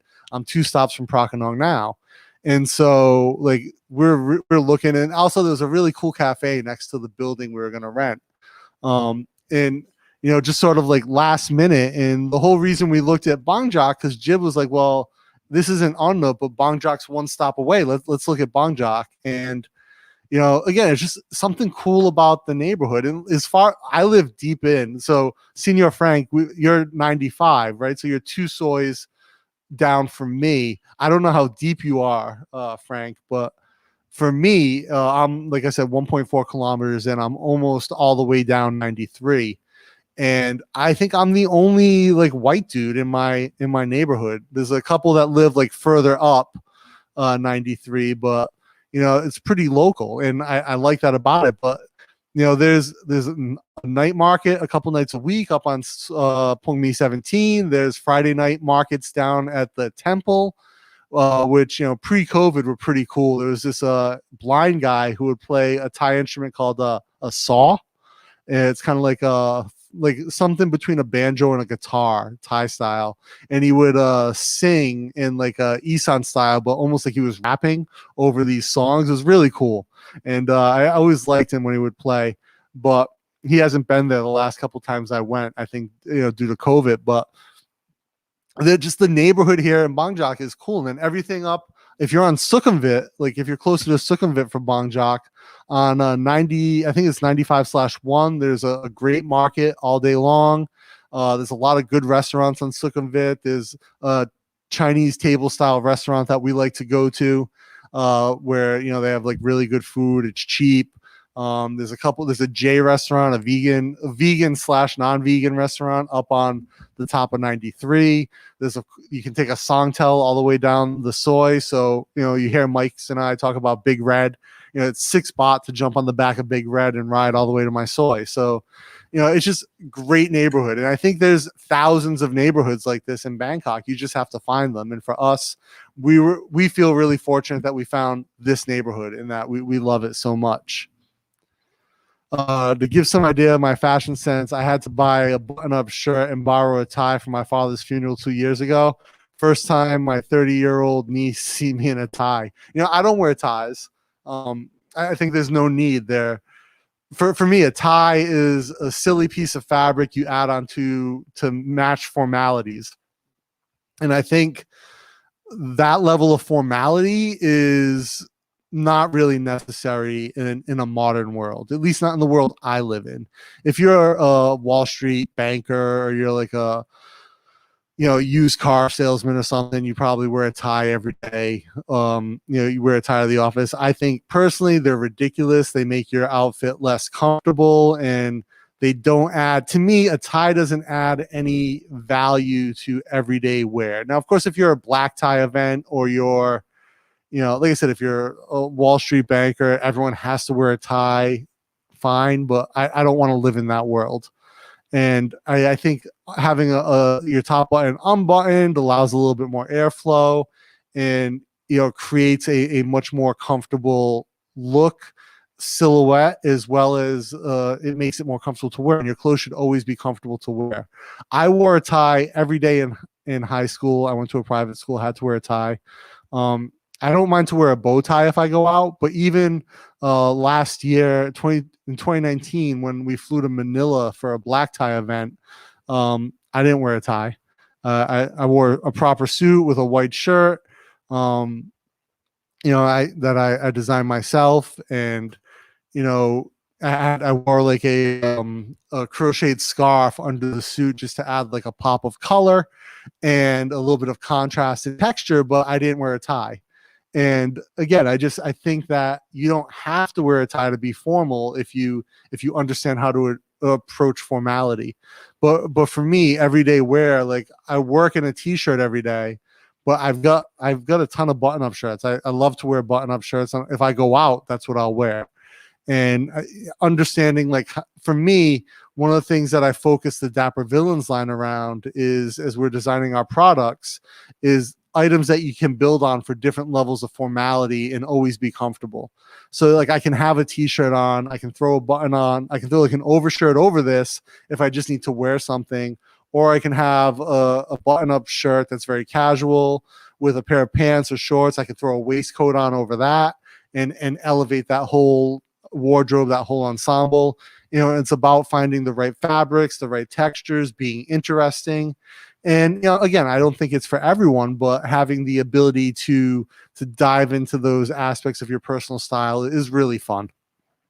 So, Stock, the fact that you didn't own a button-up shirt or a tie, nothing wrong with that at all, man. I mean, it's not for everyone. And I think you can wear a t-shirt and look fantastic, right? If you have the right t-shirt with the right fit and the right fabric, and you approach it with the outfit in the right way.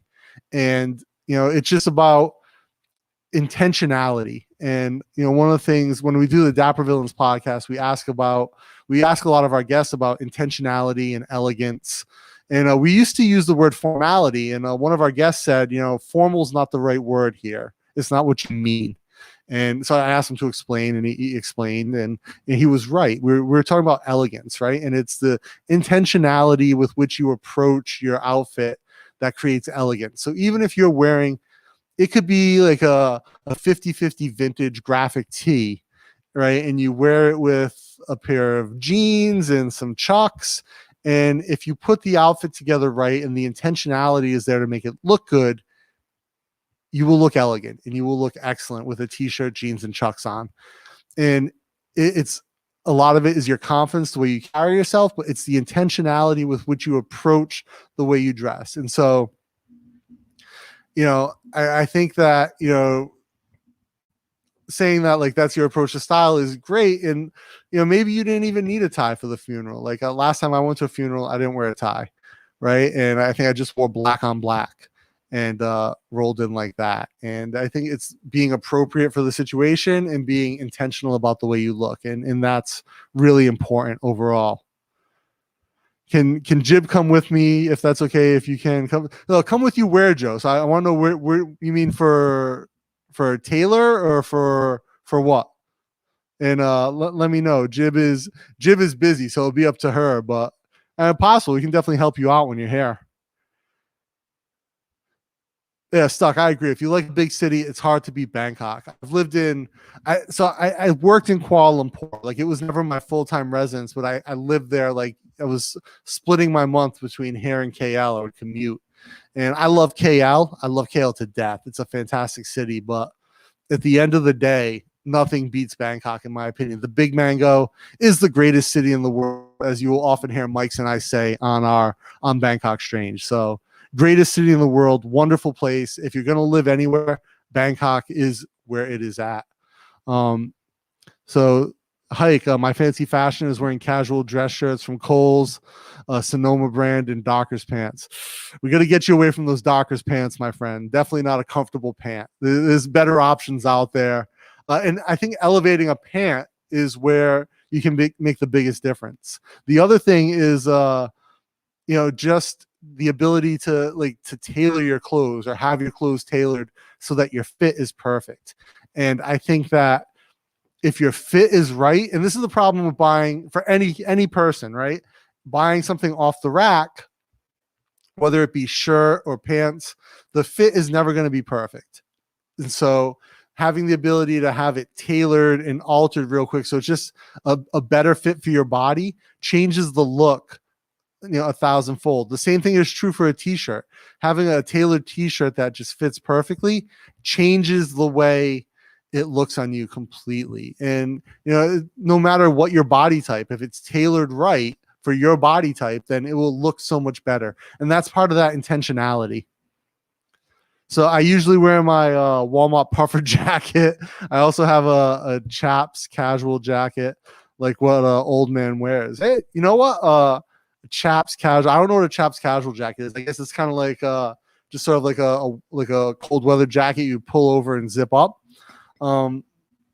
Again, I don't wear a puffer jacket. Obviously, I don't wear jackets at all because I live in Bangkok and it's hot and there's no need. But when I lived in Ohio, when it was really cold, I would wear I had a wool jacket I bought that I had tailored to fit me a little bit better. Single-breasted wool button-up jacket, and it was phenomenal. It was an overcoat essentially, and I love that jacket. It was so good. And the reason I would buy an overcoat, which is actually meant to wear over a suit jacket as opposed to a regular just winter jacket, is because of how broad I am, right? And if I'm not going to have it custom made, an overcoat has a little bit more room in it, and because I have big shoulders and a big chest, it fits much better on me. And so that was just kind of like a fit hack for me, and then have the sides tapered in so that it would fit my body. You might not want to go to Samui Island with David. Yeah, right? Like go down to the islands and get eaten up in the shitter by some worms. Very possible. Yeah, I got the reference, Hike. He was actually telling me, so he's in, if you have HBO Max, he's in a show called Half Worlds in season 2. And he was talking about filming in Indonesia yesterday, and like on the island they were filming out there, despite the fact that it took place in Bangkok. His scenes were filmed out in Indonesia, which if you've never been to Indonesia, it's a unique experience. Josh, that's how when you get out here, Josh, we'll fit you up for we'll get you some new shorts done, we'll get you some shirts and a waistcoat done up so you'll be able to rock it Dapper Villain style back in the CLE. April 15th. So do you guys have your visas yet, Joe, or if you have ASQ lined up? What's your situation?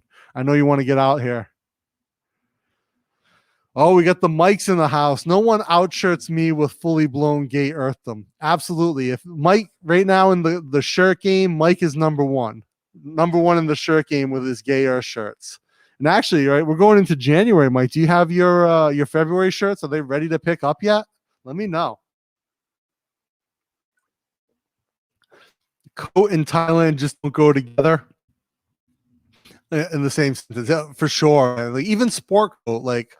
So my partner Jay, he has a tailor shop, and a lot of business guys shop there. They'll buy full suits, and they do this Italian style of tailoring, this very, very Neapolitan style, where everything is unstructured, unlined, and it's a lot airier. But even still, that's just, to me, that's overkill.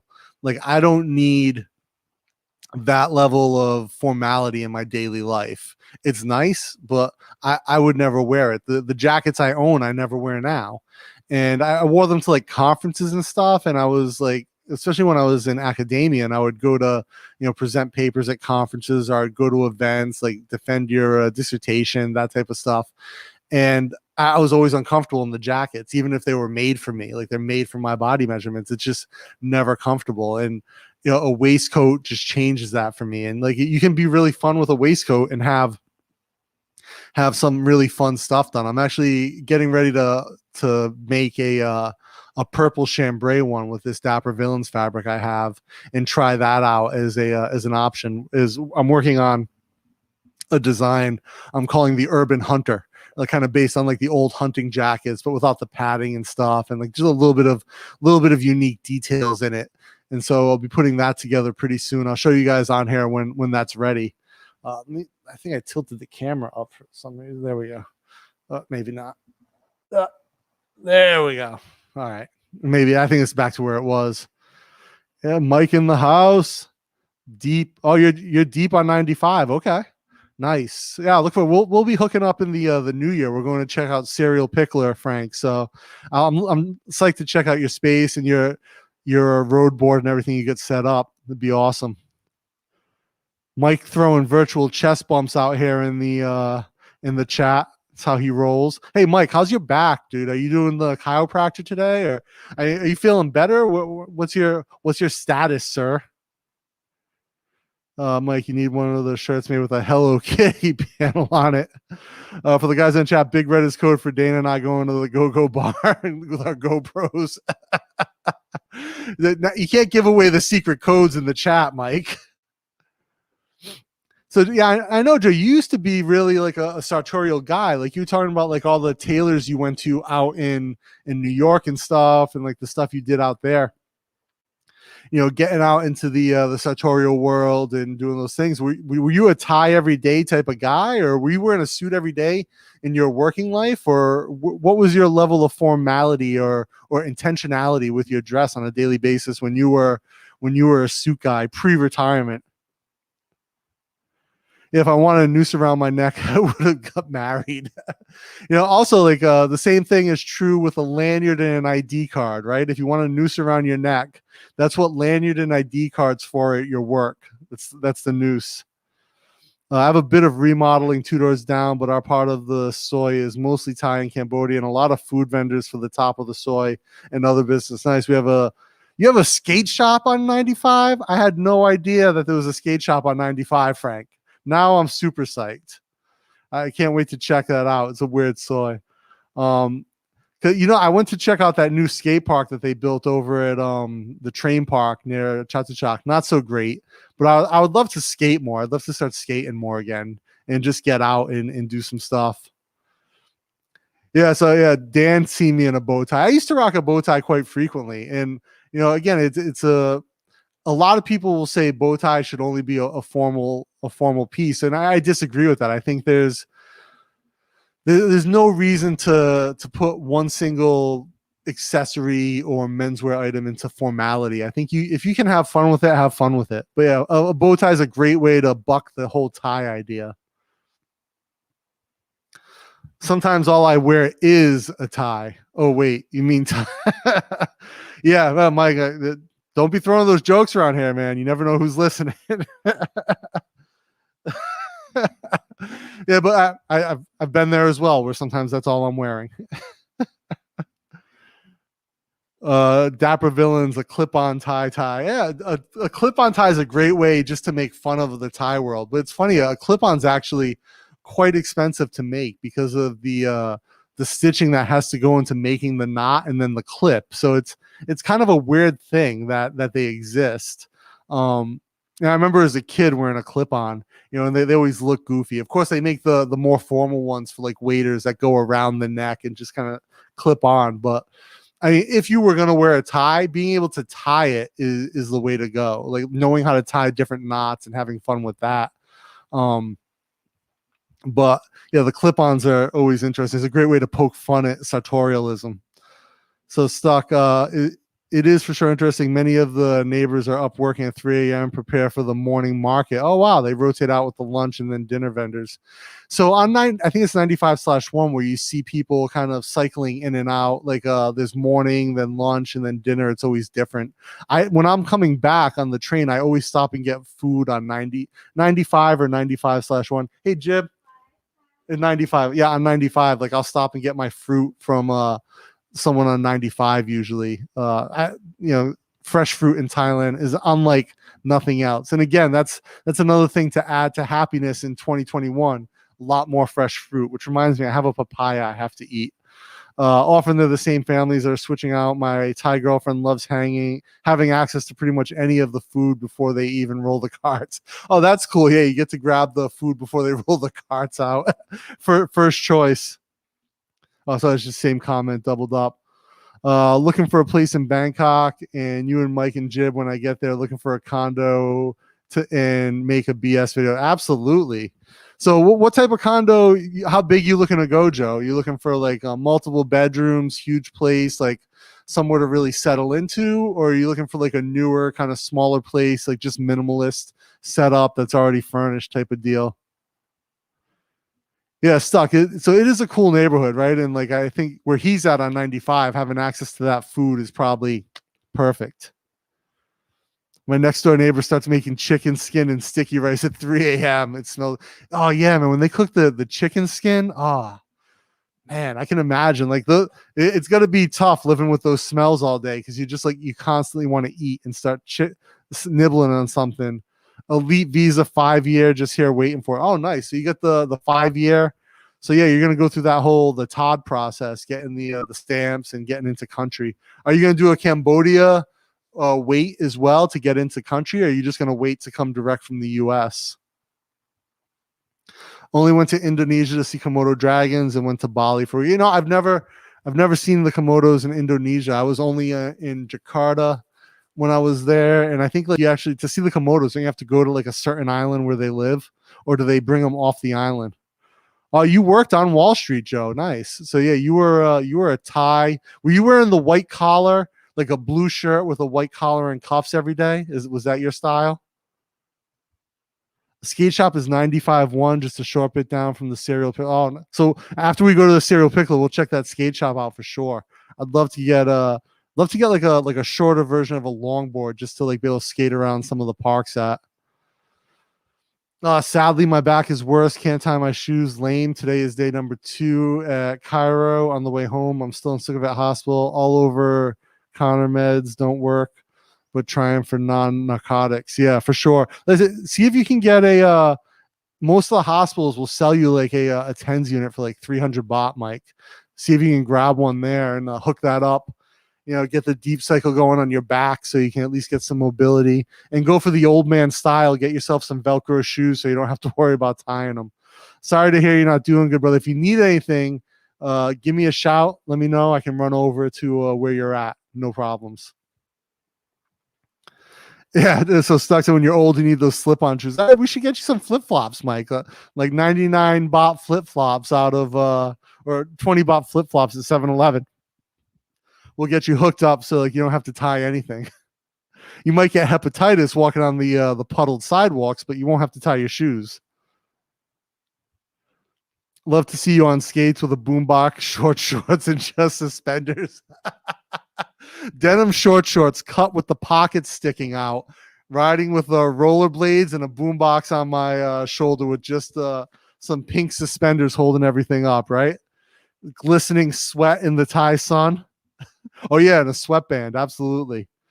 Gonna get the sweatband with the terry cloth sweatband with the stripe in it. That's the way to go. 90s was my thing. I think about so you were like a Gordon Gekko type, Joe. You were rocking the 3-piece with the the tie clip, the tie bar, and the white cuffs, white collar. Hard bottom, Italian leather shoes type of deal. That was you out on Wall Street, huh? Living it up. Oh, so Joe's got the solution for your back, Mike. Just stop going to Cowboy, right? Stop getting ridden like a bull at Cowboy. You'll be good. I think that's a whole other channel. Yeah. Yeah, the suspenders with the short shorts and the not the rollerblades, but do the quad wheel skates, the old style. Lace up leather skates. So there's a roller derby here in Bangkok. I've been trying to convince Jib to go with me to watch one of these roller derbies forever. And she's always like, "Oh no, I'm busy. I can't. Oh no, I have something else to do. I gotta wash my hair." And she's always got some excuse to not go to roller derby. But it's in babe. Where's the roller derby in Cordier? Yeah, and Cordier is the roller derby. Oh, Emporium is the roller derby, and I think they were doing it like once or twice a month at one point. But yeah, I've been to when I lived in Cleveland. I went to a roller derby. It was really wild. It's a good time to watch, and I went to one in Providence too. And it's always fun, like a bunch of chicks on skates just smashing into each other. I don't know how they win. I know there's some system of like someone has to go. You have to go around the track and pass people to get points, but I just like violence. So people on skates smashing into each other, always a good time. So I was trying to figure out what sweatband was, what sweet band was. Same, but different. Stuck. Same, but different. Yeah, I think actually when we get when things are back to normal in 2021 and we get a bunch of strangelings into Bangkok, we should do like a Bangkok Strange roller derby day where we all go hang out and watch women smash into each other on quad skates. I think that would be a fun day, followed up with some Pala pizza, the best pizza in the world, despite what Minority Nomad might say. Him and his bullshit articles. I love Eric. Eric's great. Just has no taste in pizza. None at all. None at all. But yeah, I think that a roller derby day would be a fun day with if we get a bunch of people here in the Big Mango. UFC roller derby. Absolutely, dude. I tell you, man, some of the girls that are in the roller derby look like they could be UFC fighters for sure at all weight classes. There's for whatever reason, there's always one girl on the roller derby team who's huge, and she's like the enforcer in old school hockey. She just bashes people around. I'm in for that. I seen it also in the Big C. Yeah, baby, roller derby for sure. Yeah, I'd love to get it. It's a good time. I've always had a fun time at roller derby, especially if you sit close to like where the walled sections are on the rink. Then like you see the action as especially if you can sit in the turns, right? Because a lot of people like to smash the walls on the turns, and you get a lot of up close action. It's like being on the glass at a hockey game, right? You wanna see the action as it's happening, and get a little bit of blood on you, or maybe not blood. Actually, if you like fighting, if you like MMA, though, talking about UFC, Full Metal Dojo, now they do Fight Circus, and they promote a promotion called Fight Circus in Bangkok. It is probably the only MMA promotion. I've reffed fights for them, and I fought in Full Metal Dojo, my last professional fight. But you can actually they allow fans to come right up to the cage and like grab the cage and shake it during fights. And it's an amazing experience to be in that arena because the energy changes so much when you get to the point where people are right against the cage. And like I remember reffing a fight, and this guy was just getting ground and pounded. His face was up against the cage, and I'm in there taking like a real close look at what's going on, like making sure he's okay. And there's like this girl, like really short Thai girl, standing right next to the cage, and she's like reaching in and touching the fighter, and like I have to like slap her hand away from like reaching through the fence during the fight. And again, amazing experience. I mean, for the fans and for the fighters, and as a referee, it changes the atmosphere completely and makes it this really kind of crazy underground thing, but so wild, so much fun. And one of my favorite promotions, probably my favorite promotion in the world, because of the type of over the top campiness that the promoter brings to the game. And the fighters that fight in Full Metal Dojo are people who are really, one, high level fighters for the most part, and two, are just really passionate about it. And it just comes across in so many ways. And it's different than seeing fights at the UFC or one championship where there's no one near the cage. Like the closest you can get is like 2 meters away, 3 meters away, and being like right up close in it is just a different experience altogether. And it's just such a great community built around it. Yeah, throw an elbow. Absolutely. And that's one of the things I like about Full Metal Dojo too, is they call it the Full Metal Dojo rule set, or the Asian rule set. The elbows are allowed, 12 to 6 elbows are allowed, knees to the head on the ground are allowed, soccer kicks to a downed opponent are allowed. I mean, they allow pretty much everything in anything. And now with the Fight Circus events live stream on Cam Soda, which is a porn site, and they have everything from bare knuckle fights to no rules fights, 2-on-1, 3-on-1. They had bare knuckle women's fights on their first event, so they're doing just all types of crazy shit.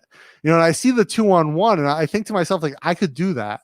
And then I realize, like, I'm in my 40s, and if I jump rope for an hour, I have to recover for like 12 hours. So probably not the right time for me to jump back into the fight game and fight 220-year-olds. Joe P. Women's roller derby used to be big in Tampa. It's still a thing. Yeah, so women's roller derbies, I don't know if it's in Tampa, but it's definitely in other parts of the country. Like I said, I've seen it in Providence and in Cleveland, and here in Bangkok they have it, and I think they have it in Kuala Lumpur as well. Do they still have? So yeah, not so much the past year, right? Do they still have Highlight in Florida? Is that still a thing down there? I don't know where Highlight is from. I think it's from Spain or Basque Country, where they have like this weird glove thing that looks like a J, and they scoop a ball and they bounce it off the wall, and then other people catch it. I don't even know how they score. It just looks, I think it's like a wooden ball or something, or it's like really hard. And it just looks like a fast-paced sport. And I remember it was a thing in Florida when I was a kid. And then I haven't really heard much about it the past couple of years. That's right. Actually, if you or Jib have recommendation for the strongest pain reliever, muscle relaxer, other than a shot of Demerol.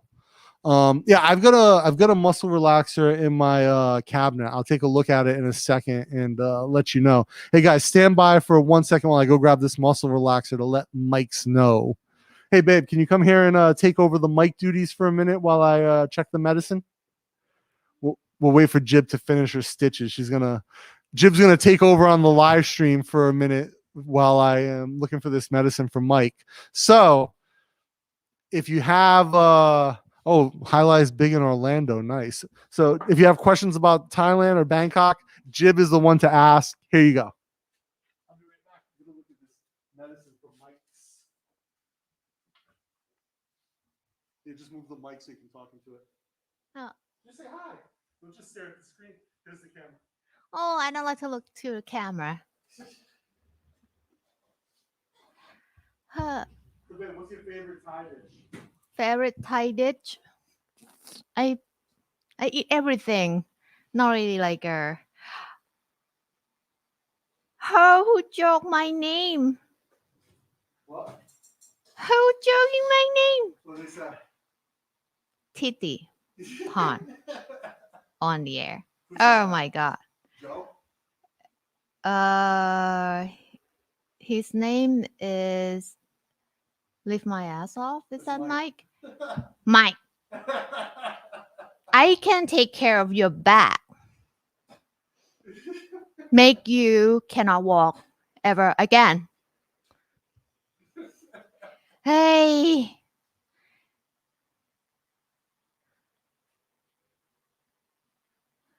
So there's a guy who lives on a 95, right? Yeah. So it's like a food market in front of soy.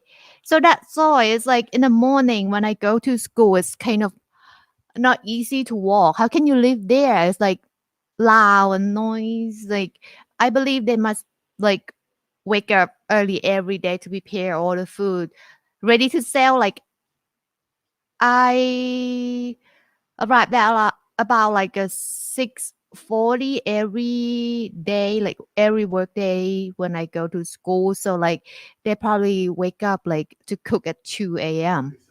Oh, how can you live there? He said that's all his neighbors in Cambodia.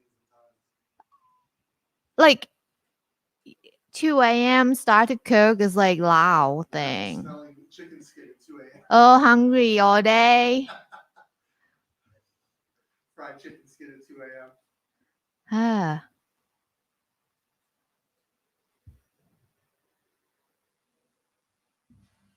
Oh, so funny that Mike said like just speak just speak in Thai and say it over and over again. Mike is genius. No, Mike. Mikeพูด. Did you find it, medicine? Come back here. Go back to work. What do you think about? Oh, start at 3 a.m. Oh, we cannot live there for sure. Yeah. No, 95 in the future. No, 95. He's gonna show me the pickle shop on 95 though. Yeah. All right, what's going on, guys? Jib, thank you so much for jumping in there for me. So I'll see what I miss. I live at the other end of the soy. So yeah, babe, he lives deep on the soy, so he lives all the way at the end of 95. Yeah, it's still loud when they're prepping, and they start at 3 a.m. Can you sew a button back onto a shirt? Oh, absolutely. Do you want me to do it now, Hike? You want me to show you how to sew? I don't know if I have a shirt that doesn't have a button on it. Joe, Mike is a genius. Go get some Ben's Gay and help with the back pain. Oh, some Erskay. Or actually the Tiger Balm here though. Like Ben Gay has nothing on the extra strength Tiger Balm. So Mike, I've got this muscle relaxer. It's a non-narcotic because I don't take narcotic muscle relaxers. It's called Norgesic, Norgesic, and I bought this OTC at the pharmacy. It comes in these little sleeves of so it's usually 5 deep. So I've taken 4 of these over the past year.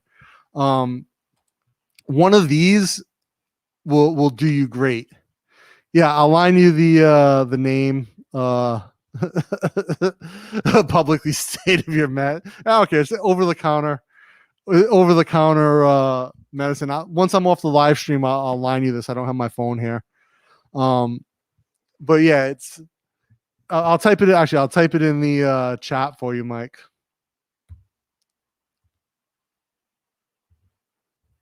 ASIC. And yeah, it's a non-narcotic muscle relaxer, and I've used it when I've tweaked my back or pulled a muscle. Works great, absolutely. And get yourself a 300 baht 2-hour massage. After you pop one of those, you'll be good to go, Mike. You'll melt like butter, trust me.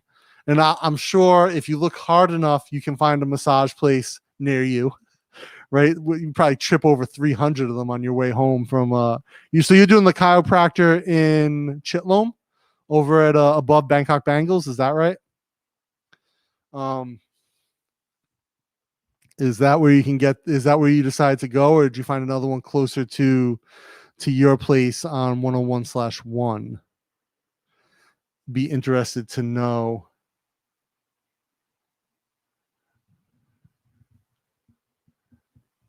Oh, so you've already got that. It's 80% paracetamol.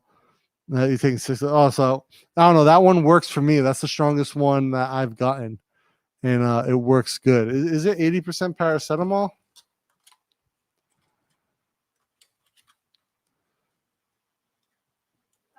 Yeah, it is. It is 80% paracetamol. Yeah, I'm looking.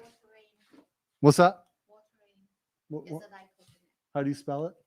Can you line it to Mike, babe? So it's non-narcotic, right?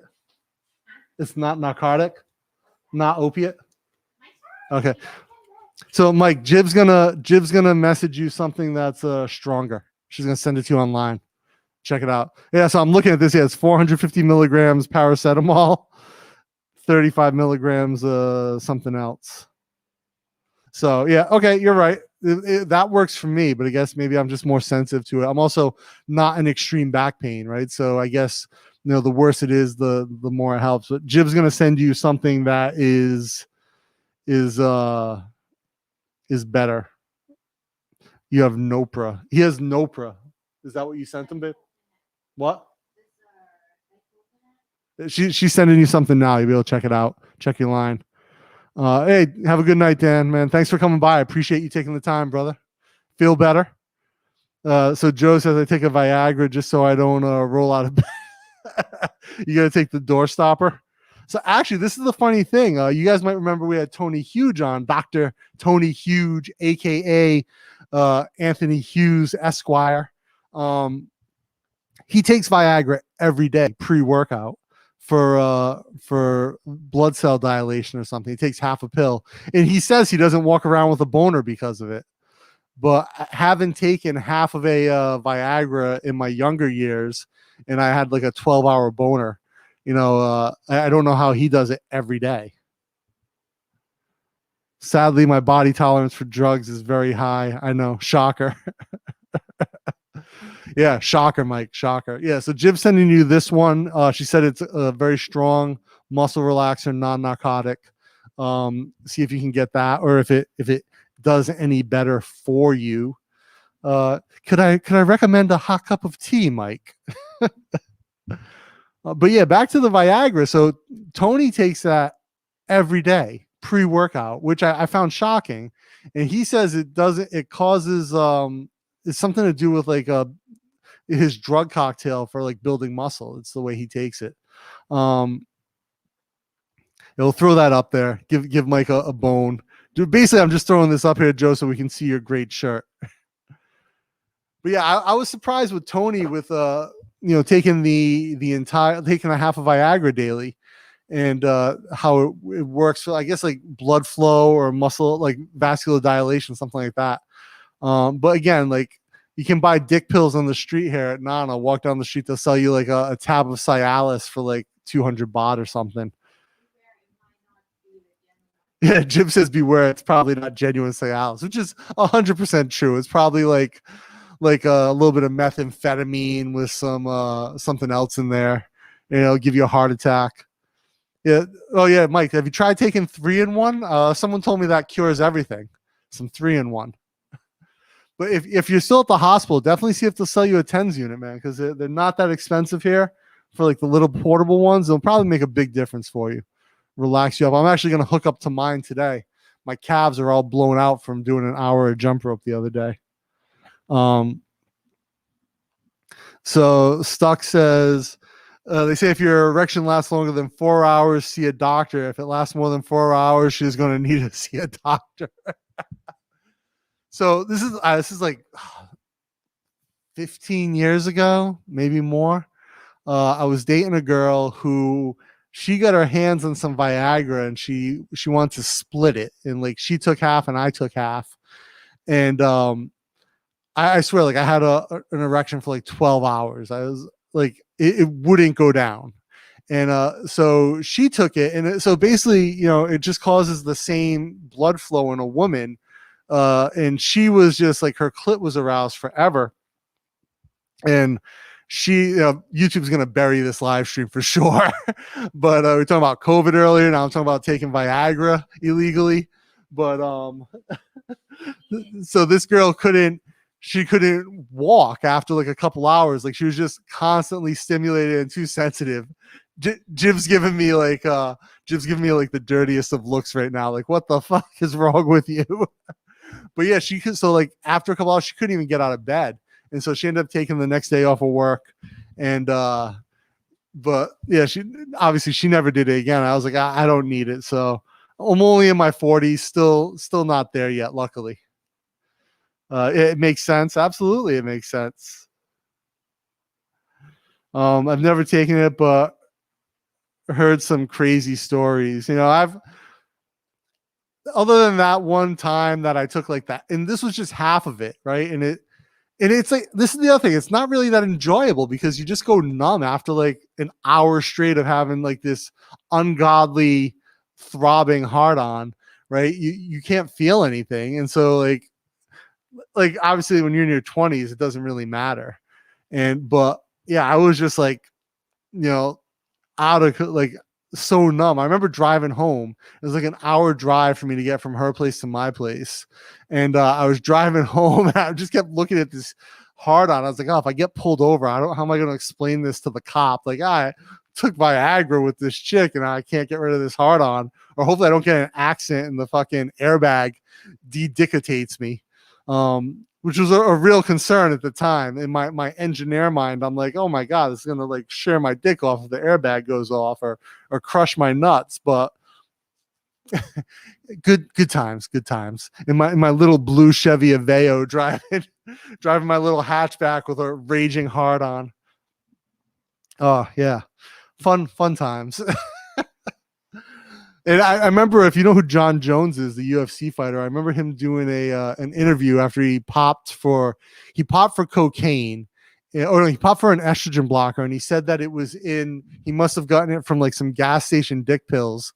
Like he was like 29 at the time or something, or 28, and they did someone interviewed him. They're like, well, why were you taking dick pills? You're like 28, you're a world class athlete. Do you need them? And he goes, no, I don't need them. They're fun. Have you ever tried them?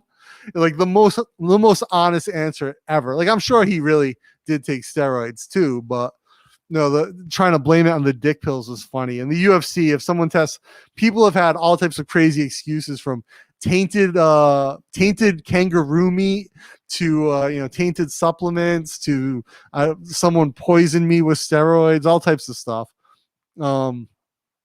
It's a funny thing, but the dick pills is always my favorite excuse for pro fighters.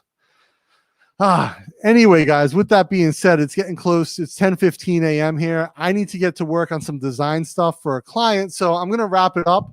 I do want to thank each and every one of you guys for coming by. Do not forget that, assuming Mike is alive and feeling well on Wednesday, we will have a Bangkok Strange live stream. Mike's, if you need anything, definitely let me know. Again, not too far. Enjoy your New Year, guys. Today is the 28th, so a few more days. It's stuck in my throat. I had a stiff neck. Okay. That's definitely something I will leave up there, because that's hilarious, Joe. But yeah, definitely have a fun and safe New Year's. We'll be back on Wednesday, which is the 30th. Wednesday is also my birthday, so we'll be doing a Bangkok Strange live stream on my birthday. I'll be turning 42. Not for Jib likes to round my age up by a year for some reason. But yeah, I'll be doing the live stream on my birthday, assuming Mike is alive and well, that he does not have to have his back amputated between now and then, and that some masseuse can get him in good working order. Guys, I'm going to get back to work. Again, thank you so much to each and every one of you for hanging out today, for joining the live stream. I'm going to keep these going on Monday mornings here, Sunday nights, US time for now, until I've got something that keeps me from doing it. So we'll be doing the live streams, and maybe I'll add another one in towards the end of the week as well. If you guys would be down, you want me to do a second one at the end of the week, I'd be more than happy to jump on, especially like Fridays, because Jib usually goes back to her family house and I'm just hanging at home doing work. So maybe like a Friday night, Friday morning US time, I'll jump on and do something. All right, guys. Thank you again. I'm going to get to work. And until next time, keep taking action. Make your ideas reality.